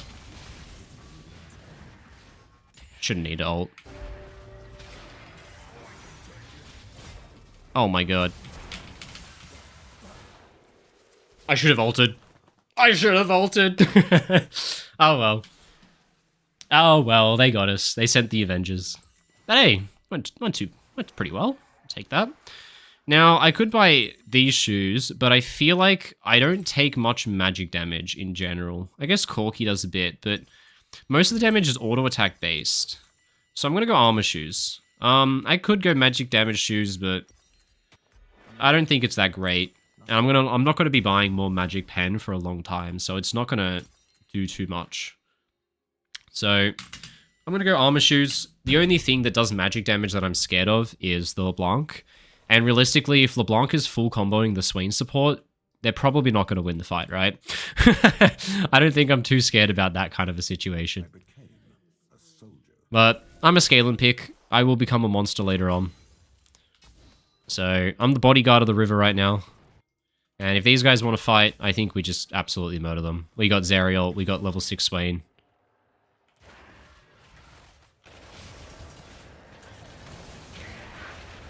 We should win this. Yeah, we should win this. We got too much. You can't fight level 6 Swain Zeri, my friends. We've just got full stack Lethal Tempo and Conqueror for days. We take those. Oh, this guy's getting in range for a grab.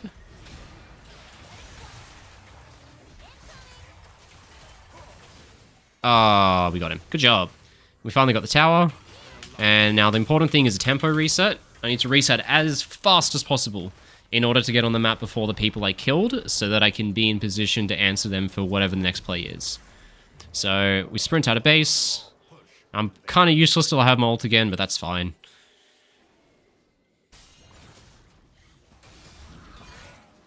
And I've got the moral support W, but man, I am getting fed this game. I'm getting real fed. Alright, moral support W, orbital strike cannon. Alright, yep. Anti-synergy, good job, me and you, Mordekaiser. Teamwork. And because I reset quickly, I might still catch the back end of this play. It might just be a doomed play, though. Oh. Okay. We can help out a little bit. Now, they don't have vision of me here. Oh, it's not looking good. It's not looking good. Just don't die. Alright, so here's the change of plans. Let's think tempo lines, guys. This is me and my ADC. This is Zed. These are my teammates. What does that mean? It means don't fight. It's that simple. The number one reason you lose games in low elo is you desynchronize from your teammates, right? These guys just got picked. That sucks. Now, what happens if I die while they're dead, right? Is I die for free, and then they walk out of base, and while I'm dead, what do? They fight without me and they die. And then I respawn, and they're dead, and then I die without them, and then it just never ends. So the way to beat the cycle is to just end it with you, right? We play safe, we don't take risks, we chill, we wait for our teammates, then when we're synced up with 5 people, then we take risks. Now, this guy might just be inting, so... good try. Good try. But... all of a sudden, check the tempo lines. The boys are catching up. We're about to be synced as 4 or 5 people. Synced as 4 or 5 people? We can play the game all of a sudden. Now, I don't want to get stuck just mid here. My goal is to bodyguard between mid and bot lane, which means whoever tries to push out bot like this, dead. That's what you do as a support, guys. You play 2 lanes. You play the space between. I'm the bodyguard of mid lane and bot lane. If I see something in one of the lanes I don't like, I go there and I kill people. That's the entire role. So, this guy's dead. My kill, I'll take it. I'm the bodyguard of the 2 lanes, so don't get stuck in the bubble of just always running mid, always running mid, always running mid. Now, my fucking ADC killed himself, which is the standard maneuver that ADCs like to do, if you leave them alone for 3 seconds. But we'll work with it. This fight might work. I'm down with it. I'm super strong. Yeah, there we go. I'm a monster. I'm a Swain. Let me get Rylays onto this guy so that he can't get away, but no, I can't quite get it. Unfortunately. And we are a goddamn monster. And I just want to get enough gold for this item before I base. That might give me the gold, actually. Yeah, that'll do it. Now, this is where it gets a bit iffy. If I base, I leave my teammates unattended, which I really don't want to do. So I'm tempted to skip a recall. I'm going to do that. I don't like leaving these guys unattended. I want to stay kind of synced with the boys. I can delay this recall even though I have a 4 item. I'll be leaving my teammates up on the map by themselves super far, and they'll likely fight without me, right? Ah, here we go. So this is, again, the biggest thing you do in low elo, is you synchronize your play to your teammates. So we should base, because we want to fight and have completed items. But because my teammates are staying, I've got a bodyguard. Now this is a huge throw by us. Starting Atacon with no ults is a bit iffy. We should get the fuck out, because we're definitely donating this.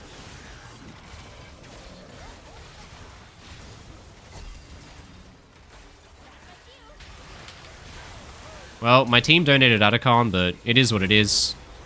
We work with what we got, boys. And now we insta-recall because now think tempo lines. This is me and 2 other teammates, except because that guy's basing, the tempo lines are 4 people in base, Mordekaiser by himself. Now it is a safe time to recall, where I wouldn't miss out on any action. So again, we play to our teammates. And then because I come out of base before them, we play a little bit chill for a while. Then we get a little bit angrier. That's how we do it, guys. So like honestly, the fight wasn't great. It was a bad play. But if I wasn't there, we probably would have came out in worse shape than what we did. We probably got an extra kill or 2 because I was there. So even though I had an item, I was still useful, so I stuck around.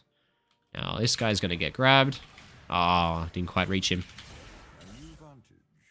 Now, who do I want to play towards? I want to play towards Mordekaiser, so I'm going to play towards top side.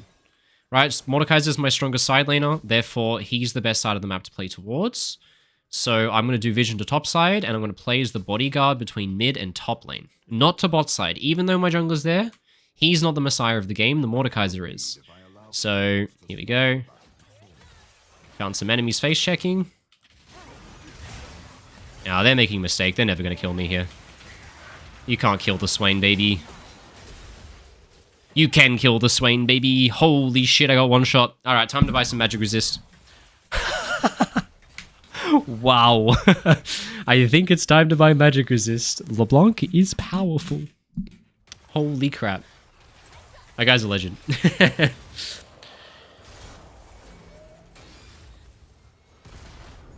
Alright. See what happens, guys? I'm in base dead. What does my team do? Runs up mid and fights without me. This is why your mistakes are so punishing in low elo. Is because the moment you desync from your team, they never wait for you. So you've got to never let it begin. Because I let myself desync from my team because I made one mistake, and that leads to 4 deaths. One mistake is 4 deaths. Every time. So now we've got to end the curse here. We've got to not die. We've got to chill out. We've got to wait for the boys. And once we've waited for the boys, then we can play powerful again. So you know what I'm going to do, guys? I'm going to push out the side lane. I'm on the map before my team. So what are my options to do? If I'm a jungler, I take camps. If I'm a side laner, I push out side lane. Well, guess what, guys? I'm basically a side laner. So let's push out the side lane. And this way, I get farm. We draw our enemies to the side lane. And now, since our sideway's pushed out, the enemy has to split up to go catch it, and we might get a little opportunity mid, rather than letting the enemy group up. We'll see. That was annoying. I want the blue buff, though. Be that shit. Weird warding by that guy. A little bit of a dicey spot to be in, boys. See what we can get done, but this is a bit awkward because we're second on map. Anytime you're second on map, it's a little bit awkward to contest. What you've got to do is you've got to just play through lanes in order to get vision. So we kind of want to play towards the dragon. It's much easier to take than anything else. So cheeky ward down here.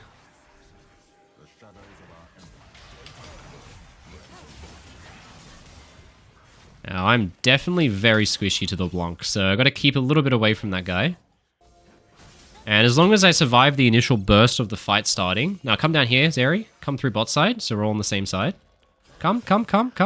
There we go. Got to mind control him. Come, Zeri. There we go. Get all the boys on the same side. I can't see anything. And since I survived the initial burst, I just go Seeker mode now.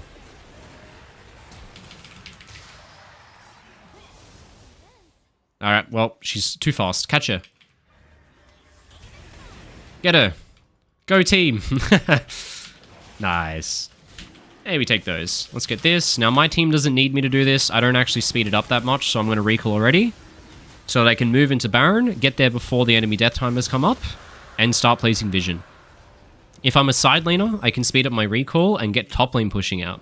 So this is where I got a little bit of a conflict, because if I was in a challenger game, someone on my team would push top, and so I would go for the vision. But because of the elo, Zeri went top, so I can go in. But a lot of the time, your teammates might not base quick enough, and it might be up to you to push out that wave, which is where playing mage supports becomes really handy. But because I have Zeri to push it out, I'm going to come in for vision. And since the enemy got on the map before us, I'm not going to place deep wards. I'm going to play defensive wards on Baron. So this is an area they're very unlikely to check with sweepers. So we stick a ward back there. We camp this out. We throw the worst 2 spells of our life. And we just bodyguard. We just bodyguard. Now, here we go. Now this guy put a ward in the pit somewhere. He actually found it. What a genius.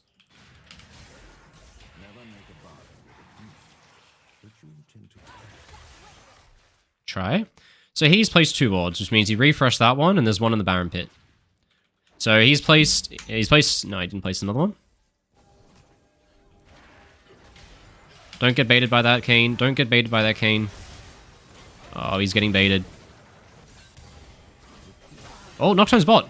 We win.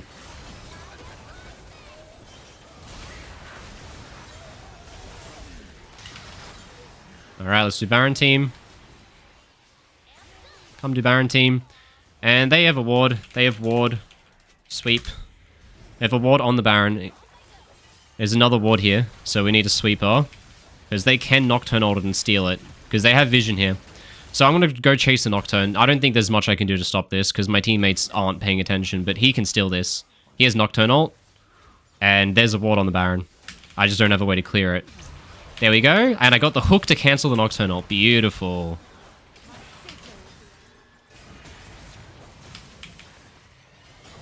I die for it, but I saved the Baron team. We saved the Baron. Why did I know there was a ward there? I was tracking the support item of Galio. He placed his first ward in this bush. I cleared it. He walked over here, reappeared back off vision, had a second ward missing. It means there's a ward there. He placed his 3rd ward in this bush. I cleared it. He placed his 4th ward in this bush. I cleared it. I tracked every ward of the sequence. Therefore, I knew there was vision on Baron. I knew Nocturne had ult, and I knew what he was trying to do to steal. So I went in, got the hook, bang. No steal. Let's go, baby. We take those. We take those. Alright, next item. Someone in chat nailed it. Spirit Visage. Definitely Spirit Visage. I could have gone Spirit Visage here already, but I kind of really like building Riftmaker when I've already got 2 damage items. And the combo of Swain ult, Conqueror, and Riftmaker stacked is just so overpowered, I'll never die. If they were more magic damage heavy, I would build Spirit Visage 3rd. But because it's a pretty even split between physical to magic damage, I delayed it.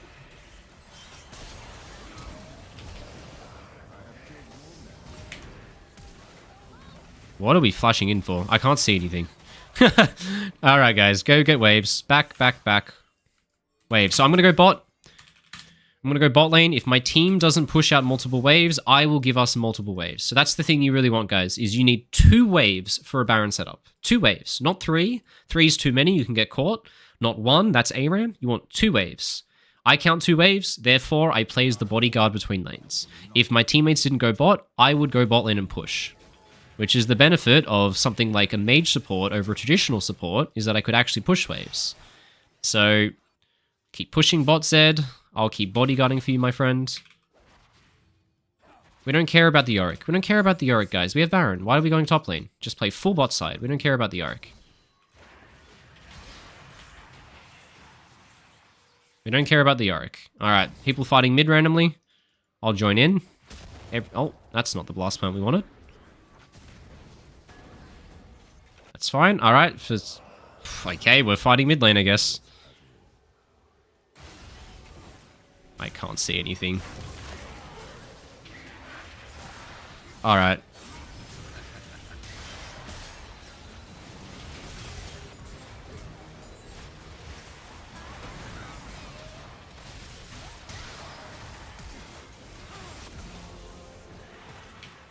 I'm going absolute sicko mode.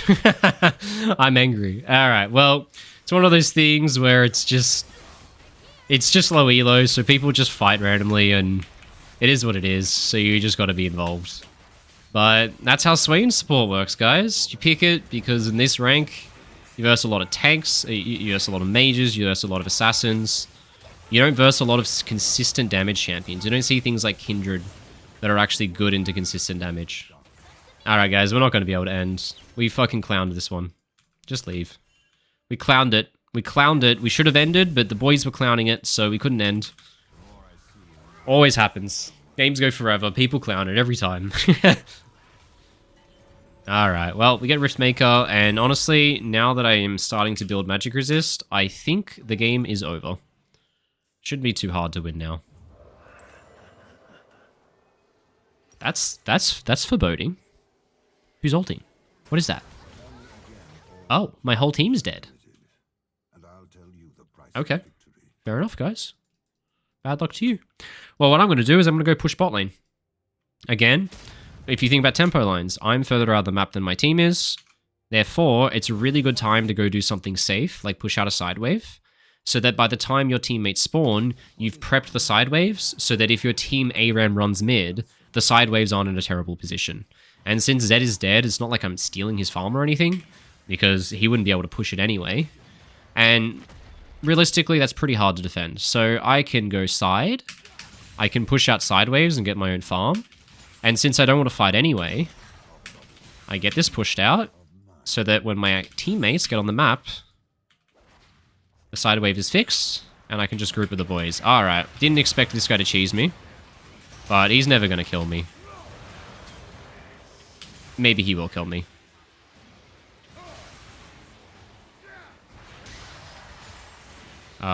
I'm the fucking Swain, man. You can't kill the Swain. Alright, good try. Good try, sir. Can't kill the Swain. Didn't expect the cheese, but fair enough, play to him. And now we've got to get back quick, get our health, and we need to beeline instantly to where my team is. Instantly beeline to them, because tempo lines look like this.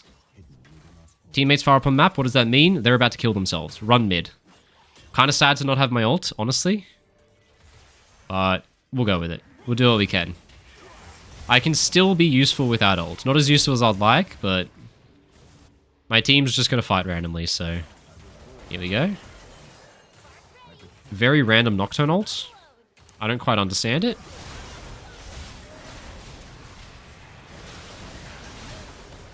Now I'm getting one shot because I don't have ult. Alright, enemy is too good. Best engage of their life, but this is such a low elo game, guys. Their mid wave is here, and they're engaging mid. So there's just no reward for the fight. Completely pointless fighting, yet again. I just need my ult. If I have ult, we win. That's literally the only thing that matters. If I had my ult there, I would play the fight a little bit safer. I would get full stack Conqueror, and it would be GG. But my god, we've got another long game again, guys. Another long game.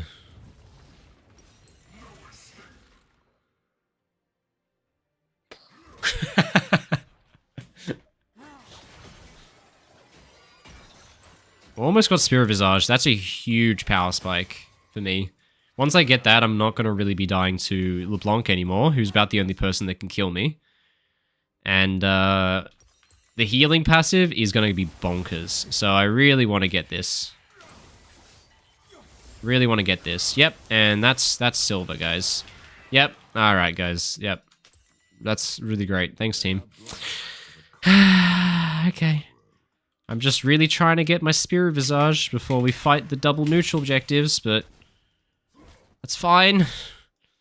We'll just take all my farm. Just take all the farm, team. It's fine. Problem is, it took me so long to make this gold that I feel like if I base, I might miss something, so it's a huge risk to try and recall now. Because if I base, my teammates might just fight without me, but for Spirit Visage, I have to risk it. Alright, Nocturne's far from Baron, they're not going to rush Baron. I should be able to sneak this in.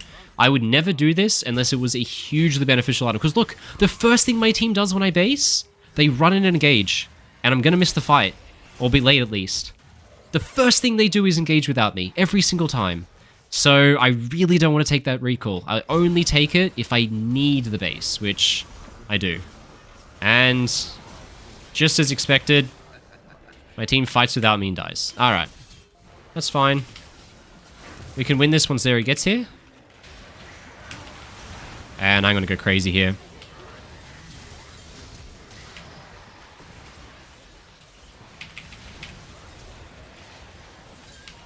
There we go. GG, let's go. Alright, this was too stressful of a game, but I just wanted to show you all this. If you're a support playing in the depths of hell, this is a really good way to climb. Let's go for the Nexus, guys. Come on. Great way to climb. Play something like Swain. The game's going to go for 40 minutes. You're going to be a super tank. You're going to get really fed. People don't factor in things like Conqueror, so you just get to take all the long trades in the world. And get to murder everyone, pretty much.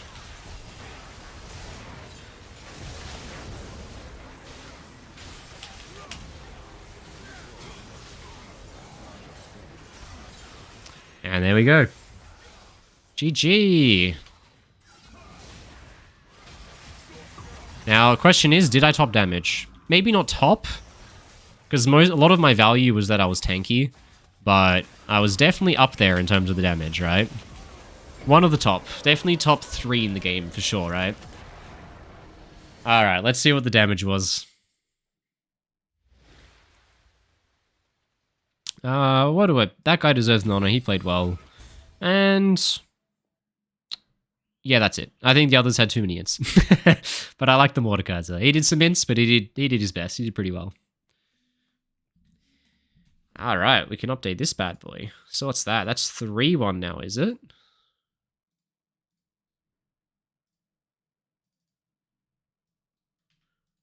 Alright, and the Riot client is absolutely out of space boom. The standard. The standard League of Legends client special. Oh god, I added this guy. He loves asking me questions. What's up, man? Oh, I didn't mean to all caps that. Well, indie company, so I'm going to have to relog. I'm going to have to relog. The client's broken. When you say Swain has consistent damage, should I pay attention to it playing top? Well, the reason that I have consistent damage is because of my keystone. It's because of Conqueror. So, if your Swain top has Conqueror, it's something to factor in, yes, because in extended fights he does well. The best example was the bot lane fight. There was a fight in bot lane where I think I sat on fully stacked Conqueror for at least 15 seconds straight, just killing people. Which, obviously, is not something people at this rank are thinking about too much, right? So, same thing as earlier game. I think there was a game earlier where I face-checked a bush because I knew my ADC had lethal tempo. The enemy focused me. We just won the fight because of it. Do I have Asian heritage? Bro, look at me. I am the whitest guy you have ever seen in your life. There's never been a man whiter than me in human history. Are you actually trolling? I think you might be. All right, what's the graph? Look at that damage. That is not a support, by the way. That is a fucking that's a mid laner right there. All right, let's run it back. Let's see if we get support again, because apparently we get support every goddamn game. Oh, okay. Interesting question. All right, this guy's very intellectual. Intellectual. I love using Conqueror and Lethal Tempo. People just give me the lane level 1. They indeed do. People don't ever factor it in. Yeah, I can click on my profile to fix that bug. Well, now I know. What rank am I, by the way? That's the question. Silver 2. Silver 2. How do I alert this? Silver 2. Now people know. This is Z damage, by the way. Indeed. Indeed Z damage. Alright, guys. You want to know something really cool? This is the viewers on the stream right now. Anyone can do math here? 239 plus 66. Let's do it. Okay, calculator.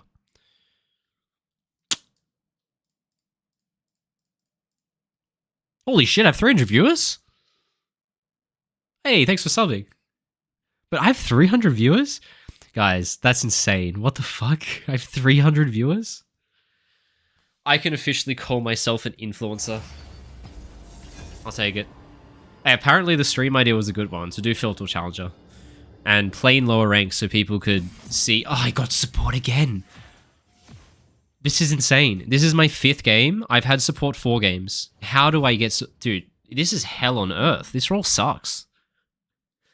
Okay, maybe instead of fill to challenger, I alternate roles. Surely that's got to be a better way. Maybe I go top jungle mid AD sup, top jungle mid AD sup, and I just alternate. And if I ever get filled, I just like knock that out of that rotation and add it to the next one, so that I get diversity in the roles. Because so far, fill to challenger means support to challenger apparently, and it's torture, and I don't want to be in the torture. This fucking sucks. No, but also, I got 300 viewers. Guys, when I was a pro player, about 3 years ago, I used to stream while playing solo queue. And so 6 days a week, I would stream for a minimum of 4 hours. And I did this for 6 months. I averaged 20 viewers. I averaged 20 viewers. And of course, things are different now. I have a YouTube channel with 50,000 subscribers. So, yeah, things are different, of course. But holy shit, guys. I remember telling my girlfriend about a month ago that I was going to try out streaming and I was going to try and make some YouTube content out of it. And she said that you're going to do heaps well. You're going to get heaps of viewers. And I remember saying to her, I don't think so. Like, I think that, honestly, I would get like 30 or 40 viewers. You know, I have a bigger channel now, so 30 or 40 viewers probably. If I'm really lucky, 100 would be crazy. Like 100 means you're famous. I have 300. That's bonkers. That's great. I want to see some top lane. Well, I played top lane and I lost. So I played really well and then I lost, but I also inted. So anyway,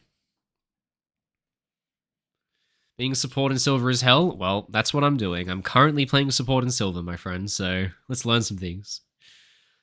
Content's really good and unique. Thanks, guys. No, I mean, I'm getting to a point now where, okay, it's like since I stopped playing pro 3 years ago, I've been doing YouTube and coaching full time.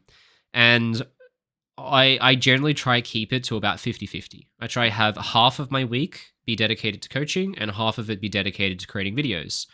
But now that I'm getting such a big audience and I'm getting bigger streams and I can get 100,000 views on a video, I want to flip it to be 80% time dedicated to making videos and streaming and 20% coaching. I still love the coaching because I think it keeps me in reality of what my job is. Like, how am I going to tell people to be better at the game if I don't have experience of telling people to be better at the game, right?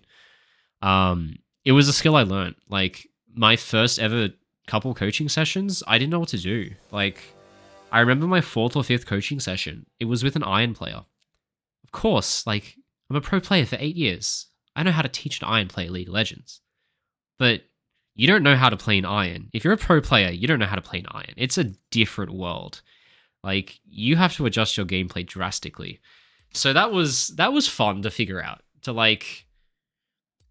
just figure out, like, how to teach Iron players, how to adjust gameplay instead of being ideal to be realistic. And then I built an entire channel based on teaching people how to play to a way that is realistic rather than ideal. And that's the beautiful thing about this idea, Fill Tool Challenger.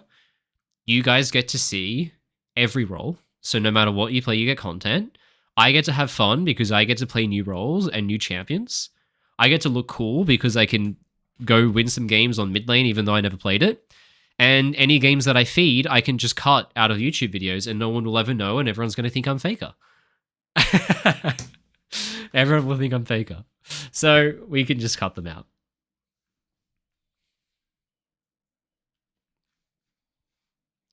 Think YouTube Shorts help with views a lot. Yeah, no, Shorts were good. Shorts were doing like 2-3K views average. A couple months ago, it jumped to 10K's average, which is pretty cool. And then about a month ago, it's just some of them are going nuts and getting 1, 2, 3, 400K views. So I'm doubling the amounts of shorts. So I do one a day. I have for about a year. Starting next week, it's going to be 2 a day.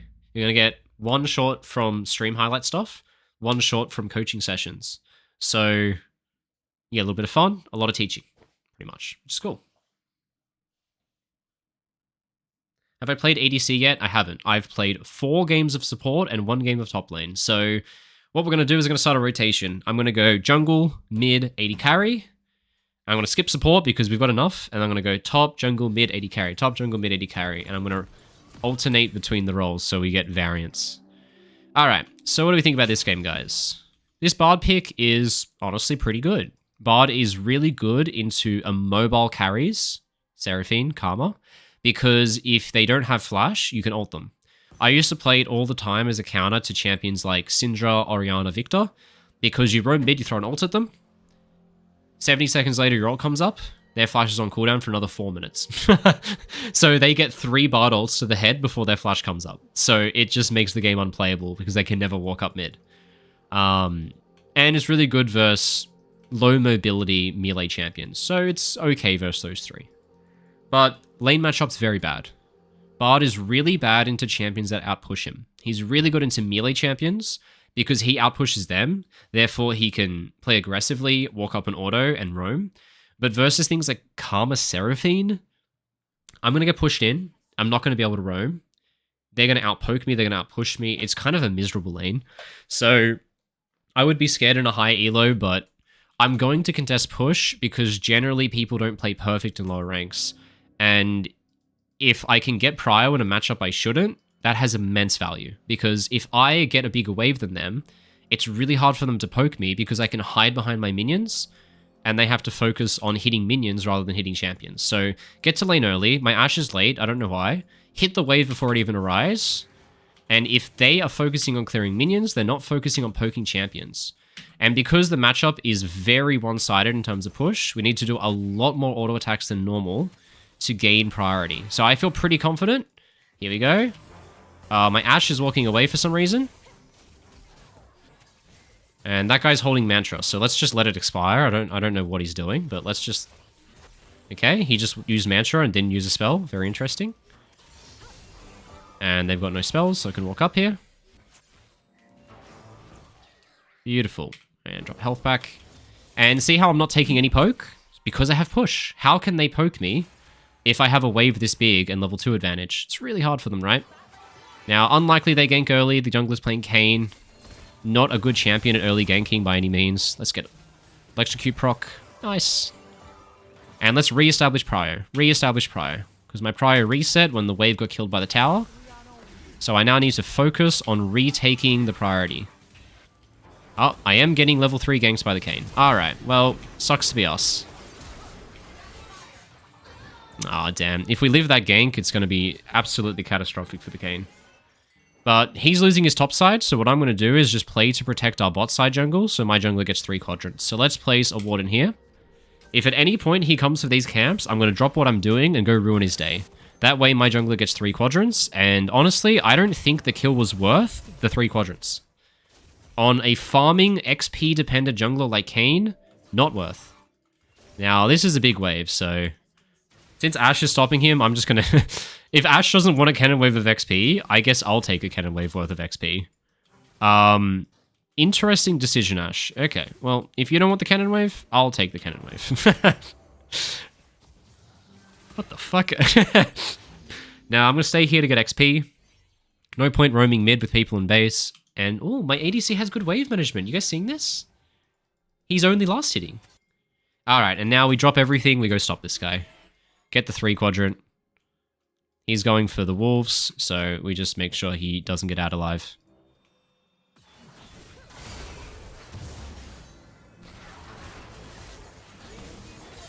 There you go. And honestly, Kayn, was the gank worth it? Was it worth it? Was it worth it now that you're down 20 CS? I don't think so, my friend.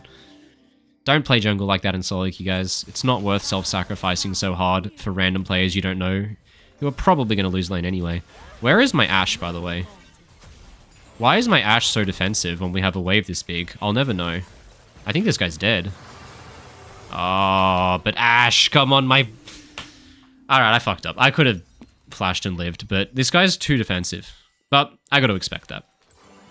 Anyway, completely useless death anyway. It doesn't matter that I died. We don't lose anything anyway.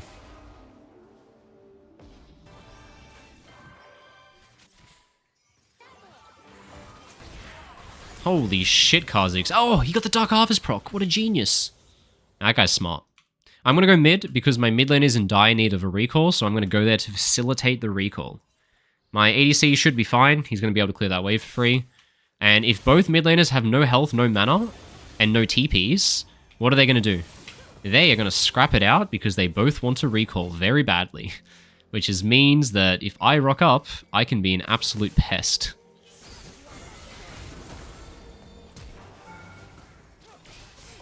Alright, Electrocute saves the day. If I miss my Q, I have Electrocute proc to fall back on, so... no one look at that Bard Q. We didn't see it, right? No one saw the Bard Q. We didn't see the flush Q. We didn't see it. Alright. Come back bot. I've got no health, but it is what it is. We'll get River Fruit soon. And I'll get health packs to heal me back up.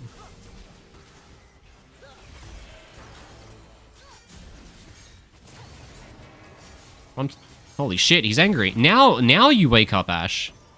What do you want me to do there, man? I can't do any more than that. People will get tilted for anything. Sarah, no mana, bro. Okay. Alright. People will do anything but take the blame for a mistake. They will instantly shift focus and find someone else to blame. And that's okay. If he wants to do that, he can do that all he wants. But what I'm going to do is I'm going to stay to get the XP of this wave. I'm going to push the next wave so I get the XP of next wave. And then I can do a big fat roam timer off of that. So we can fast push this. I'm down with it. Just to get me out of base quick. There we go. And since that's gone in, I don't have to come back bot lane for a while and I can go for an adventure. And because it's solo queue, go fast shoes. Yep, it's time for go fast shoes, baby. This is going to be a Bard game for sure. Let's make a Bard game. What do I build? I'm a fan of... What's the item called? It's a support item, is it? Imperial. Imperial's not too bad. Then maybe some magic resist later. We'll see. I'm here. Not much to do, though. That's alright, we'll move to the dragon. I'm down. Bit awkward, but just hang out with that guy.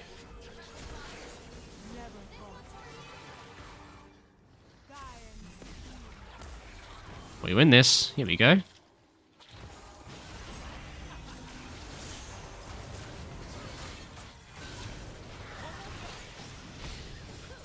Now their top lane is here, which is a bit awkward. But come. Nope. Alright. Just aggro dragon on me. Thanks, Ash. Bruh. My ADC just aggroed the dragon to attack me and then just left.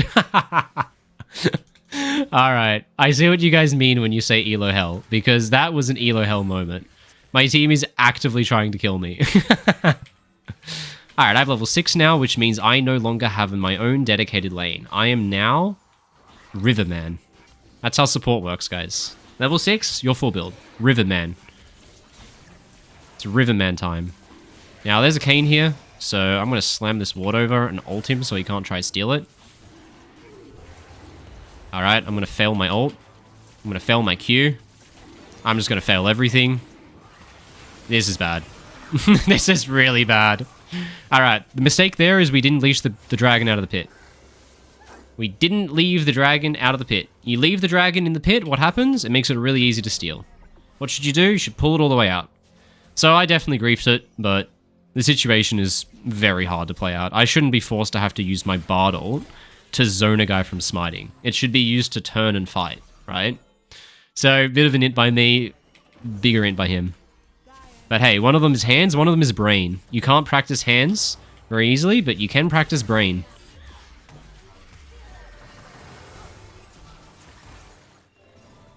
My guy, you are literally killing yourself. This guy's cooking some stuff, but I don't agree with what he's cooking. He's clowning it. Alright, it's about that time where we abandon our ADC because he's obviously not very good at the game. And we play to people who are good at the game. So my Diana is good. My Kha'Zix, I don't know. He likes flaming me though. But I know my Diana is good, and maybe my top laner is good. So we'll find out about that. Here's the beautiful thing, guys. So, my ADC died and is already walking out of base. They are only just now finishing recall, which means my ADC gets a lane first, which means he kills the wave for free, which means I don't have to go bot lane, and I can roam all the way to topside if I want, and he will kill the next wave entirely for free, and they can't trade anything on him bot side while I'm roaming. This is one of the best roam tips you can get. Very bad for your XP, but we don't care about XP anymore because we're full build.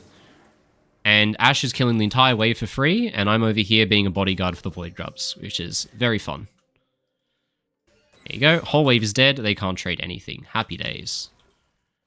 I can just hang out in the area.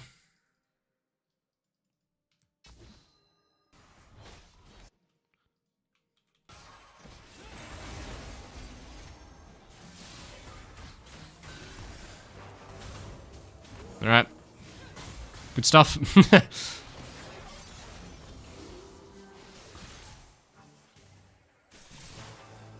Okay. Show some presence. Show some force. Oh shit. This guy's crazy. And if we move down here with the boys, we can kill them. But I need the boys. I need the boys. I need the boys. Come the boys. Yeah, let's go.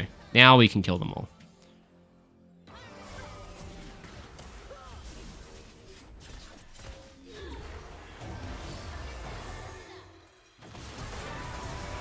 Alright, didn't work. People are so slow to move, man. We did what we could, but fuck, they're so slow to move. Kayn should never make it there in time. He should literally never make it there in time. If Kayn is standing right there, we should always get bot and kill them before he comes. Alright, play's not working. My ADC's not the best. We've got to work with what we've got, which means we've got to play through top. I know my Akali's good. She's snowballing hard, so what I'm going to do... They're going to reset bot, which means they're not going to trade anything, and since Tryndamere's dead, I can move into top and create what I call a multi-part play. Tryndamere died, but my Akali, after killing him, is still stronger than him, which means she doesn't have to recall. And since she doesn't have to recall, we can go for more than just the initial kill, and we can go for proxy kills. So I'm going to re-establish the bot side vision, and now all we do is we play to prevent him getting back to the tower. So I'm going to stand right here, and when he walks back to lane, proxy kill, Akali. Here we go. And when he comes back, I portal over, and he has that's fine, we can burn his off free. And he's not allowed back on the tower. And so he's just bleeding minions, and it's setting us up for a full tower take. So he's forced to try and run back onto the tower. Now we don't have to rush this, we can take our time. And then I just pull tower aggro, and he can finish the kill. Very nice. And we get full tower. Now Echo's coming, but we should be able to get this and get out. Come here, come here. And we're in safety. We're fine. Alright, good shit. Hey, we take those. And let's buy a Blood Song, because I like damage. And now we're really locked into that playstyle of playing around Diana and Akali. So you always just play towards the people that are the strongest on your team. So when we think about tempo lines, we think about syncing up with the strong members. Can me and Diana make fights and kill people bot? Yeah, maybe. Can we win that dragon fight without Kha'Zix and with Akali topside? That I'm a bit iffy about, so I'm just going to keep playing towards Akali and towards Diana. This fight looks pretty good. Oh, I didn't quite land the bottle. Try to hit him with the downtown snipe. Didn't quite make it though. That's alright. I'm just going to keep the vision. So what I do here is I play as Akali support. So I allow him to push up super far. Once Akali is pushed a wave up to here, he gets a super long roam timer because he doesn't have to come back to defend his tier 2 for a long time. And once he gets that super long roam timer, me and him can fold in to group and fight with the boys while Tryndamere's stuck top. So let's just be a pest. Now I don't want to fight ever without Akali, so I facilitate his push. And then me and Akali can walk down to Dragon. And she doesn't have to worry about coming top lane for a while. Here you go. So I bring him with me. I mind control him to come follow me. He trusts me because I've played well and I've been playing with him. And now we move into mid. We have numbers advantage. We really want to engage here. We have Akali. Tryndamere's stuck top lane. Beautiful play. Now we get to move to Dragon. Come on, keep fighting, team. Keep fighting. Really good stuff, guys. And just like that, we've single-handedly won this entire sequence. We've won the Dragon test, and Tryndamere's not trading anything for a long time. Come on, boys, we can do this. Hop in the portal. There we go. 2 kills, Dragon secured. We can even get mid-tower, maybe. And they don't get to trade back anything for a very long time. Now, because Akali's basing, and multiple enemies are dead, I'm going to pop my own recall, because this sequence should be over. And I don't want to desynchronize from what my most fed member is doing. So let's pop portal, move back out. And Dragon's already up, but it's a little bit iffy to contest Dragon without Akali, and she doesn't have TP, so we kind of want to stall out a bit, but we can look for a pick here. This guy makes the mistake of sticking around. He's smart enough not to. Good for him. And she doesn't really need me to push out anymore. She should be fine. So I'm going to move down and just protect Ashe. I don't want to make plays with her. I just want to protect her.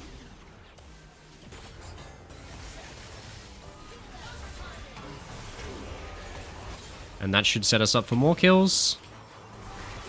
There we go. Super good. And I can transition to a bot lane tier 2 tower dive here. They've got 2 dead. That means that they're going to be sending people mid to defend, which means they're going to be stretched thin. And we can very easily attack in one of the side lanes. I just have to figure out which one. And I feel like top might be the one. So here we go. I don't know what this guy's trying to do here. He's experimenting with something. Ah!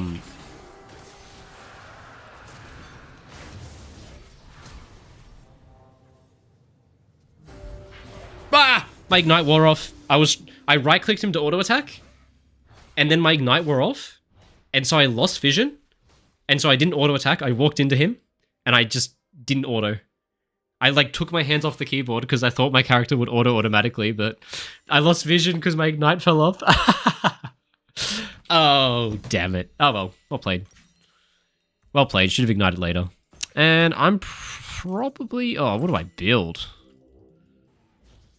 Honestly, I'm more scared of magic damage than physical. I think the best option, since I don't know if I should be itemizing magic resist or physical or armor, split the difference, build a locket.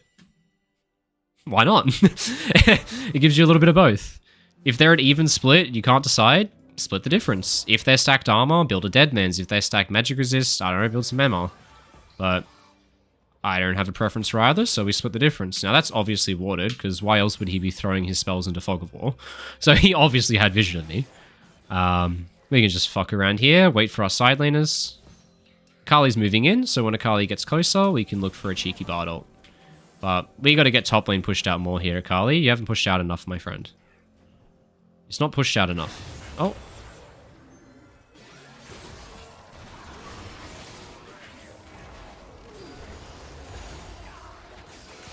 There you go. Make sure that I don't die, but he's left alone with my teammates. Cheeky little Bard ult. And we get to go claim our reward. Good job, guys. Hopefully someone figures out to take the neutral objective. Anyone? Anyone want the neutral? Just me? I'll start it. I'll start it up so that we figure it out.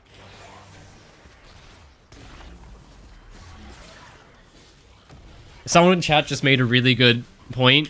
Instead of queuing Phil, I just alternate the roles that I queue for so I don't get support every game. I think I said that in Champion Select. You must have missed that part. But I came to that realization myself. You definitely don't get a variety of roles if you queue Phil. You just get 75% support and a little bit of jungle.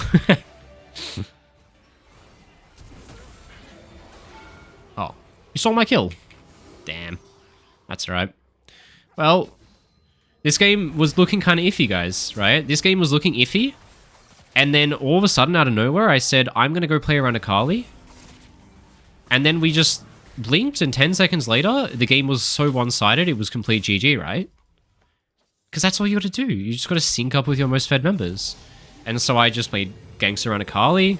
I facilitated her roams. I roamed with her. I fought around her. It just made everything super easy from that point. And now we're just hard stomping. That's it, boys. You just play with tempo lines of your most fed members. It's pretty easy after that. Pretty goddamn easy.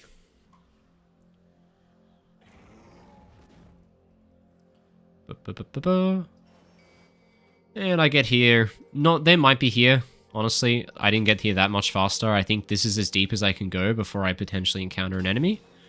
And I'm going to give us the full split towards bot side, and that should enable Akali to push up super far. And as always, guys, I am the bodyguard of mid and bot lane. I sit in this bush and I wait. I stare at my minimap. Everyone, put your eyes right here. I wait. Okay, 2 people mid. What does that mean? I'm more likely going to have a fight towards bot lane. If I see 2 mid, it means the person bot is alone. So I lean closer to bot lane. Okay, we wait. Okay, now Akali can move up. And when she moves up, Yeah, we see Echo bot lane. That means we have numbers advantage around mid. Potentially we can look there. Confirmed. They're alone. Engage. Let's go, boys. The bodyguard strikes. Alright. Well, my Ashe just killed herself. And honestly, at this point, nothing I do fucking matters anymore. I did everything I needed. At this point, I'm just a fucking potato. You guys can carry me.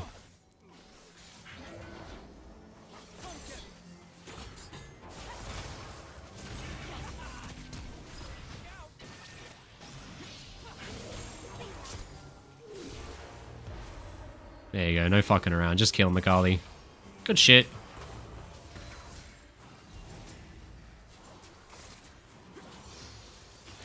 And we can go take the Atacon. I'm down with that.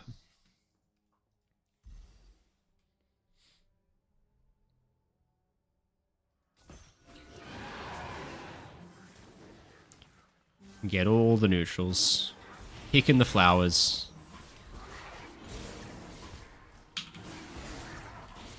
Tell you what though, I'm so excited to not play support.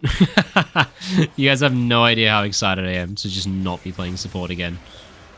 I've played enough support for one lifetime. I don't need any more. And let's just go murder this guy.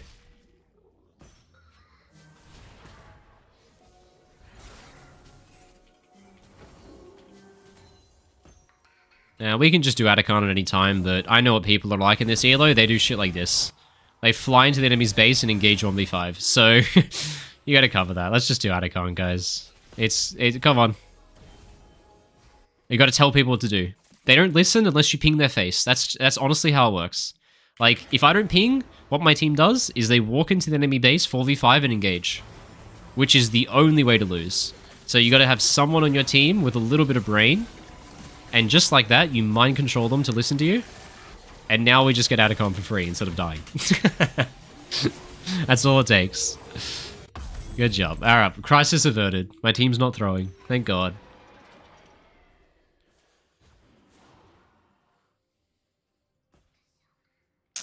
Salik, how's it going, man? How's it going to you, man? I don't get to read a lot of chat messages while I'm in game because I'm obviously focusing, but I got to read that one. So lucky you. Alright, let's get some minions. Hell yeah. Bard's getting some farm? Look at this, guys. How good is this? And my team's running mid to ARAM, so what I'm going to do is set up the sidewave to slow push. This does deliver farm to the enemy, but I'm not concerned with the enemy getting farm. We have double their kills. I'm concerned with ending the game. So, as much as this is kind of delivering them farm, the downside of losing a bit of farm is kind of off-put by the fact that we have a wave to play off. But I guess no one wants to push out top? I don't know. What's going on, guys? No one can figure out what they should be doing. Everyone's just recalling on repeat. Come on, guys. Push out the waves. Push out the waves. I'm the bodyguard, right? I'm the bodyguard between two lanes. And if my team doesn't play on two lanes, then I push the lane myself. But here, we found Tryndamere. He's got to die for that. The bodyguard does not allow these kind of shenanigans. No, not allowed. Not allowed, Tryndamere. You want to push out a side wave?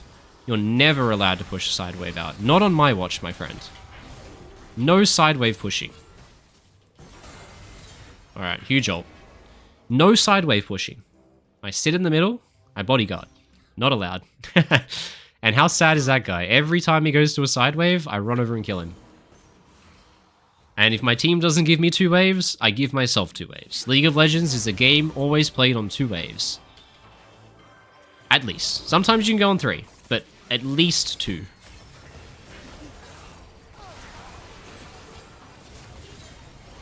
Am I just going to solo kill the Karma real quick? I guess so. I guess I'm just solo killing the Karma. Alright, GG. We won it.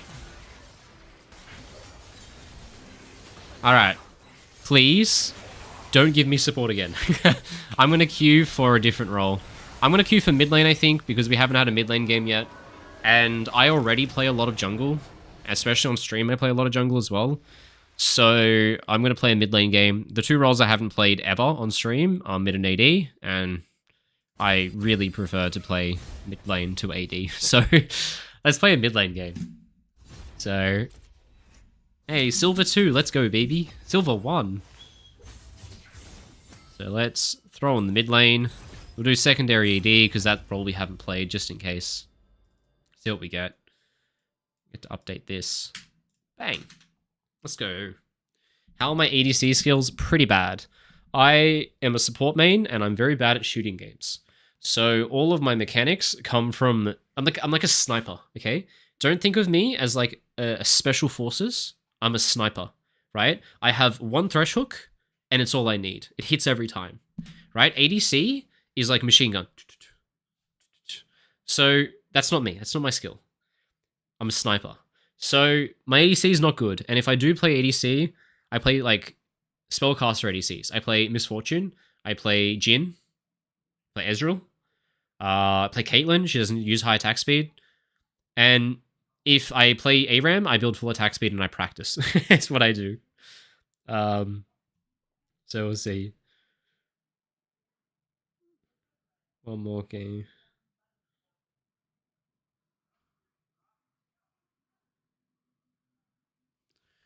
So I'm going to do a mid game. I think mid lane champions I will quite enjoy because I like playing spellcasters.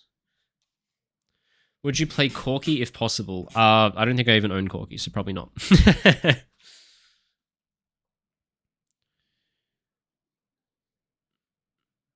Do I think it's hardest to carry on support? I would say support is the least impactful role in low ranks and is the most impactful role in extreme high ranks and pro play.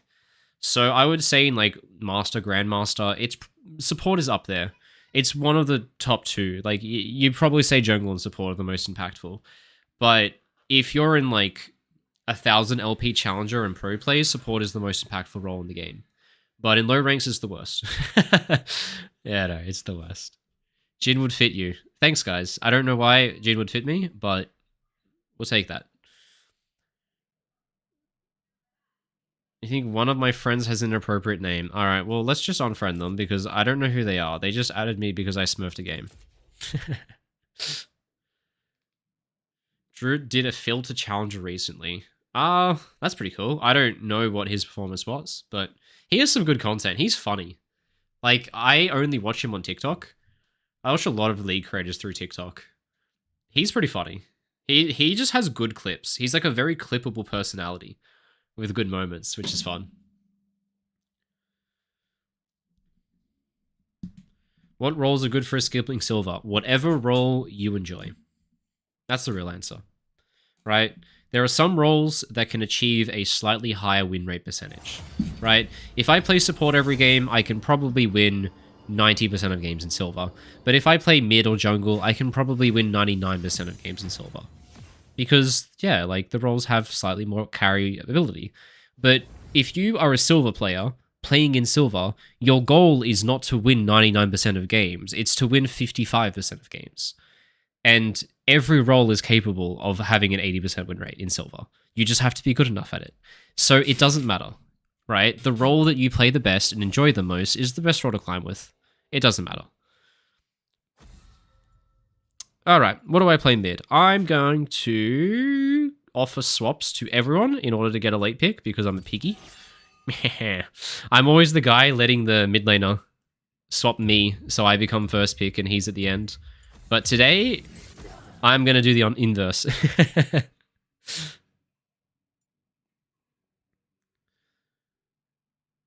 What's the most common thing holding a low Masters player back? They probably type too much. Honestly. They have bad mentality and they type too much. It's honestly, it's mostly that. Like, if you don't type, only say positive things, and just insta-mute people who are toxic, you actually just win 5% more games. That's not a small percent. That's a lot. Like, be honest with yourself. How many games have you lost because you want to punish a guy for being bad? How many games have you lost because someone wanted to punish you because you said something to them? A lot, right? A lot of games. Probably like 10% of your losses, at least, are like that. Can I please have a late pick? I would love to have a late pick. I would be super fucking happy. Oh! The power of being mid lane. Everyone lets you have late pick. Oh my god, that's so sexy.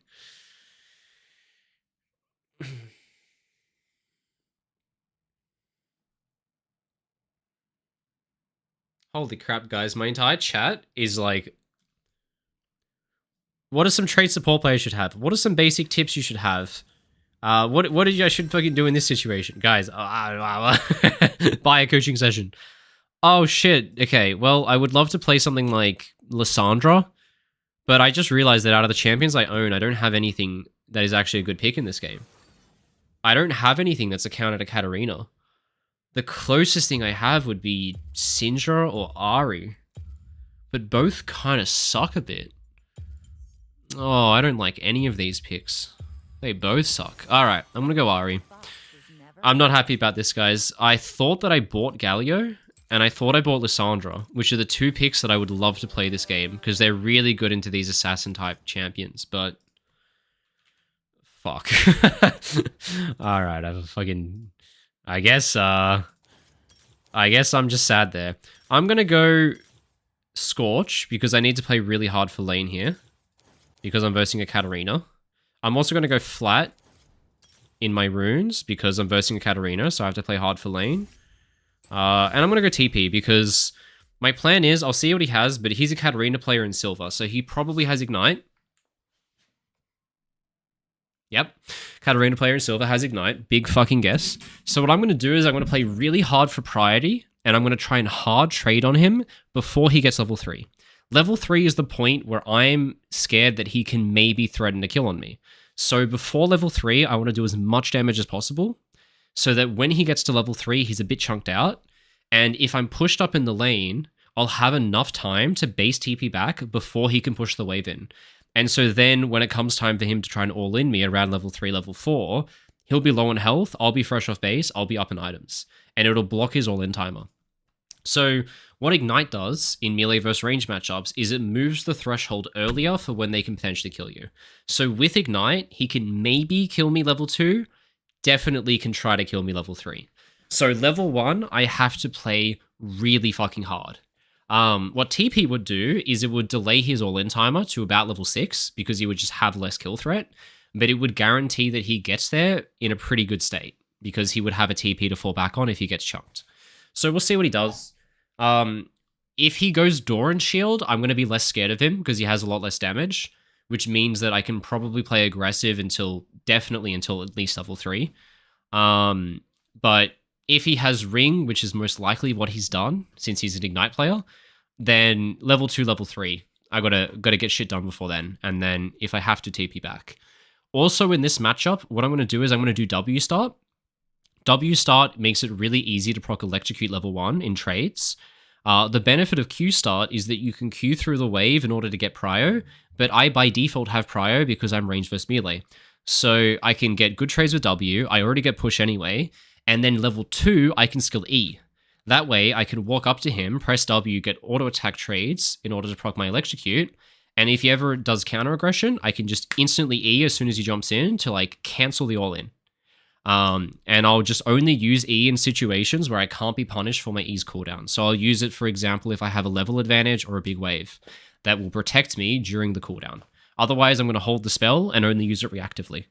So you'll see all that play out, guys. It'll be beautiful. Or, because I don't play Ari, I'm going to misclick, walk in and die. We'll see. One of the two. We don't know which. What I'm probably also going to do is, because I need to play hyper-aggressive for the first 3 waves or so, right? The point where he is scary is level 3, which comes on wave 4. So before wave 4, I need to do a lot of damage. I need to play aggressive. So I'm going to do a level 1 ward before going to lane. Normally you do 2-wave crash and then ward, but because I know that during that period between wave 2 and 3, I'm going to be wanting to poke onto tower, I don't have time to go place the ward, so I'm going to place it early before the minions arrive, so that I have a ward to protect against the window where their jungler can cross mid. Holy shit, that was a lot of info. That's how my brain works, baby. That's how your brain works when you go into a game like this. This is all that you think about. And we've got the longest load screen so that I have enough time to think about it all. My god.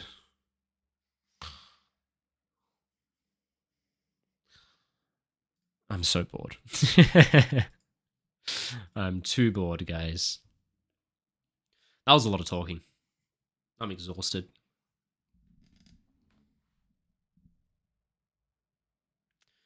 You think the match is just going to get GG'd? Oh, 100%. Hey, the game started. Alright, so Doran's Ring, obviously, especially versus melee with Ignite. At least I think I am. That was really good. You should... Oh, fuck. I didn't want this. I should consider coaching. Thank you. I might actually sometime. Get me out of this thing. This is... You should be able to remove that thing. It's so annoying. Alright. I'm just already going to skill my W because I know that I'm starting W. I don't care anyway. There's nothing that would ever change my mind. And there's Viego, so... None of that around, loud sir. Alright, GG, Metaflow Band acquired, Electrocute proc acquired, and I blocked him from boarding, so get wrecked, idiot. And I would like to get a ward on Raptors to see where he paths, but I'm not as... I'm happy to just get a ward here, because that'll protect me against any ganks, and I can hug topside if I have to. So what you're going to see me do level 1, guys, is take the same side of the wave as the Katarina. So the lane is split in half by the minions. If she goes to the top side, I will shift top. If she shifts bot, I will shift bot, because I want access to trades against her. So she's on bot side and mid right now, so when I place my ward here, I'm going to shift into bot side to match her, and I'm going to block her coming in here. I definitely win trades early, and so let's get my domination, and because the wave is far away, I'm not pulling creep aggro here. And this is really bad for her because she didn't walk in with the minions. So I can completely zone her of XP here. Really good damage. I got electrocuted in a couple seconds. And this is what I meant by playing really hard on the first wave. We got to get as much damage on him as we can and zone him off as much as we can. Always pot early because he's only plays to all in me. Now when he goes for minions here, I can drop this minion if I need in order to get the trade.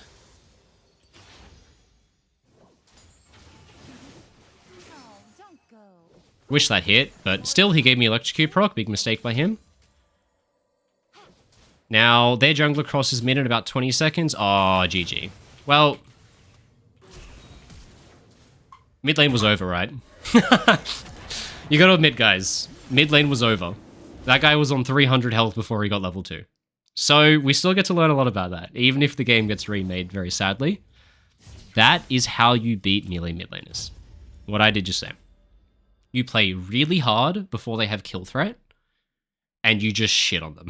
Like, that was not playable, right? Not playable at all. His mistake is he didn't walk in with minions. The one thing that prevents him from getting shit on like that is that the creeps aggro onto me. So what he wants to do is use the wave as a wall between us. So he needs to walk in, standing on the wave, and if he sees me on the left, he moves to the right, and if I switch, he switches back. And any time that I try to cross the wave to trade into him, I take creep aggro and get hit by a lot. Also, if I try trade onto him and I pull creep aggro, that speeds up the rate that the wave pushes into him, which makes him lose less minions. Because if I attack him, the creeps attack me. And if his creeps attack me, they don't attack my minions. So my minions stay alive, so they push faster. So in some situations, it's actually good to allow your opponent to attack you to speed up the rate that the wave comes into you, so you lose less. But because I was able to go same side as him, I was able to trade without pulling creep aggro, which meant that the wave slow pushed, so he lost a lot more minions, and I could trade for a lot longer because I wasn't being mobbed by creeps. Pretty fucking cool now, right? But we got a remake. Again, that's the second remake, sadly. But I'm not gonna lie, guys. Based off that level 1, I think the game was over. I genuinely think the game was over. Even if they had 5 people connected, I don't think there's a universe I would lose the game from that position I was in. It was actually just GG.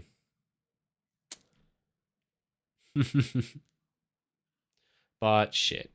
Does this apply to all range versus melee matchups? It depends. What is the breakpoint at which they can kill you? Because if I'm playing Xerath mid lane versus Ignite Yasuo with lethal tempo, he can kill you at level 1 by starting E and dashing in. Therefore, you can't play like that, right? You play like that until the breakpoint of when they become scary, and you have to win before that point. So for a lot of mid laners, that's usually level 3. So you've got to do a lot of damage to them before they get level 3, but in a matchup like Yasuo versus Xerath, it is unplayable, because you lose instantly, which you're fucked. Like, if they can all in you from level 1, what do? You get all in and die? Ah, shit. Anyway.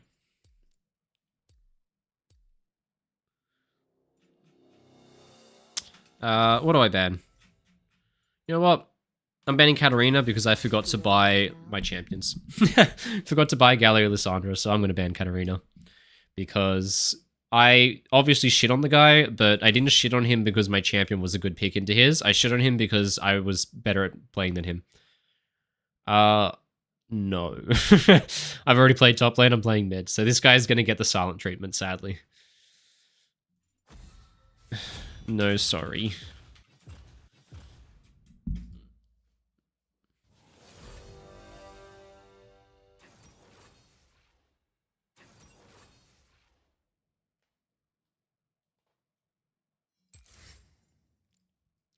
Bro, everyone is off role, and I can play all of the roles, and I could easily play top or jungle, but I'm not going to because I've already played them, and we're doing Phil to challenge us, so...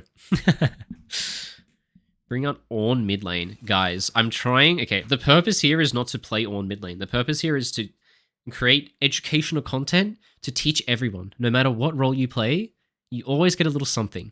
That's why we're doing Phil. So if I play Ornn mid lane, that doesn't help many people, does it? Oh shit, I've never... Oh, okay, I've never laned against this champion before. What the fuck do I play into that? Okay, what is good into Mel? Definitely not Zoe. LeBlanc doesn't sound like the worst pick in the world. I just got to play the mind game with the chain. Sounds like a good pick into those champs as well. I could get off with a LeBlanc pick. That sounds fun. Maybe the early levels wouldn't be the best. Syndra could be okay as well. I could go Syndra or LeBlanc. But I'm just scared about... Yeah, I prefer LeBlanc. I like to have some mobility. Because if I'm versing Viego Trin and playing Syndra... Oh, especially with Sivir. I'm just going to get chased down and just taken the fuck out, which I don't really want to get taken the fuck out. So I'm going to avoid that happening to me. Beautiful. All right. I'm feeling confident, boys. I'm liking my pick. They've got so much mobility. Yasuo counters. Oh, dude, Yasuo would have been bonkers, actually. Yasuo would have been a good pick, but we would have been pretty AD heavy. And it's okay, but I'm happy with LeBlanc. LeBlanc's a good champ. LeBlanc's a great champ. He can block a few of my spells, but I can mind game it, so. Some of these games be on YouTube? Probably. All right, BRB, guys.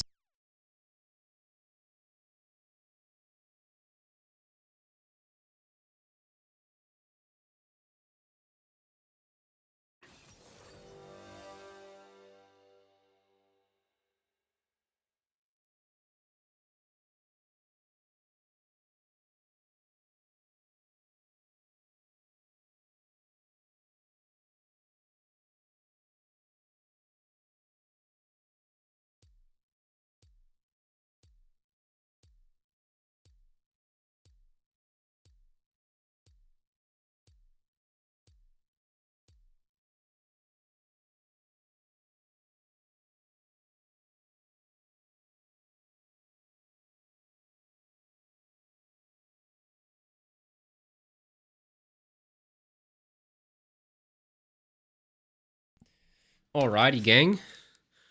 Ooh, okay. First strike. So she's going to have a very weak laning phase. Missing out on a lot of the sorcery runes in favor of inspiration runes. She's got good utility. She's got good scaling, but it's going to knock out a lot of her power early. So, how do we play this one? Now, probably the best thing I could do would be I take Prio early so that he can't poke me. And with Prio, I do like a late 2-wave crash to create a slow push that comes back. And then after about 2 waves, it'll be close to my turret and I'll be level 3. So I'll have really good gank setup and kill threat. Especially if I get good trades on the push forward. So we'll see.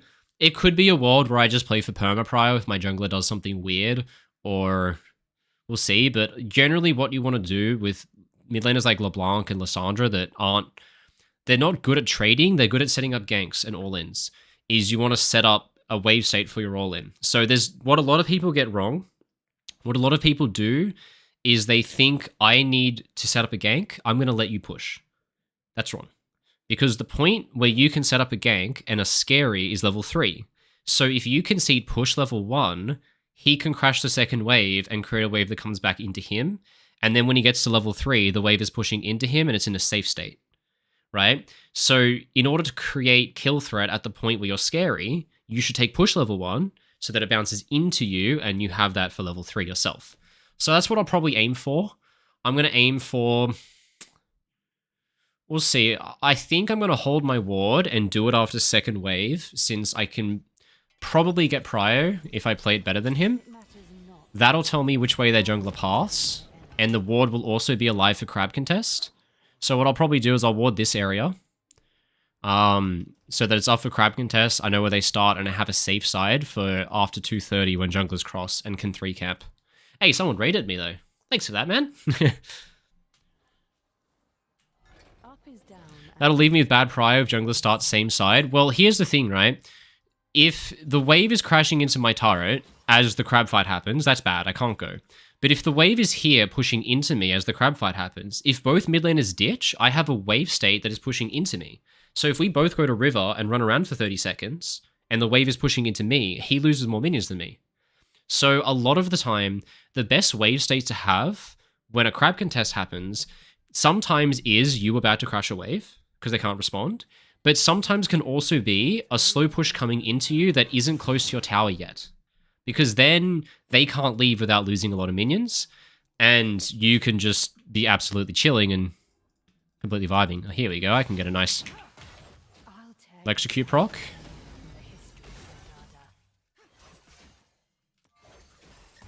It's electrocute proc, we take that trade every day of the week. Shouldn't be giving me electrocute proc like that, my friend.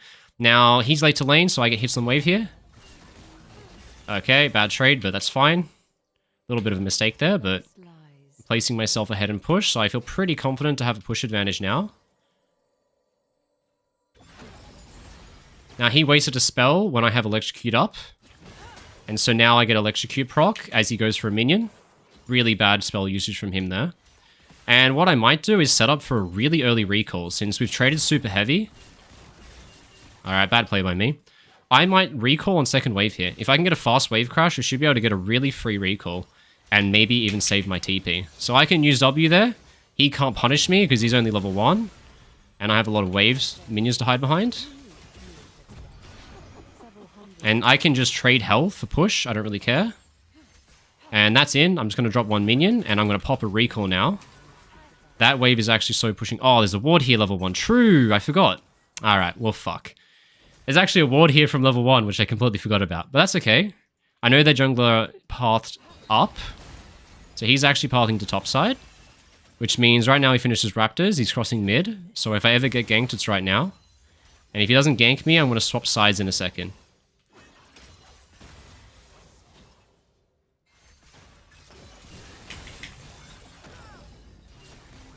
And honestly, I can just recall here, because this is a slow push coming back into me, potentially. We'll see what he does. This looks like a freeze. This is a slow push coming into me. The wave is too close to his turret, so it's actually coming back to me. I can take a free recall here. Run back to lane. Now, the downside here is because it's a cannon wave, I'm going to lose a couple creeps. But I lose 3 creeps, which is going to be bad for my XP. But if that's all I lose, and I don't lose this cannon, which I probably won't, I have TP advantage now. So what do you do when you gain TP advantage? When you gain TP advantage, you want to stay as long as possible before TPing back to make as much gold as possible. So what I try to do is I try to prevent him from crashing this wave as much as I can, because if I can freeze and force his TP that way, it's good. Now he can't recall in this wave because it's taken too long for him to crash. And this is a freeze, I can hold this. There we go. And so now I have a freeze. That's going to force him to TP. Now their jungler's bot side. There we go. There's his TP. So now I have TP advantage. So now what I want to do is I want to flip it and play for push. I don't have an advantage that would mean that I can freeze here. I'm not stronger in any way. All that I have is TP advantage. So what I need to do is play for a bigger wave, play to get good trades, and then once I get good trades and I have a better item buy than him, I can base TP back when he's low on health and mana and lock him into a lane state where he's fucked. So I want to play for perma push so that at the moment that I get the prio, that I get my base TP back, he's low.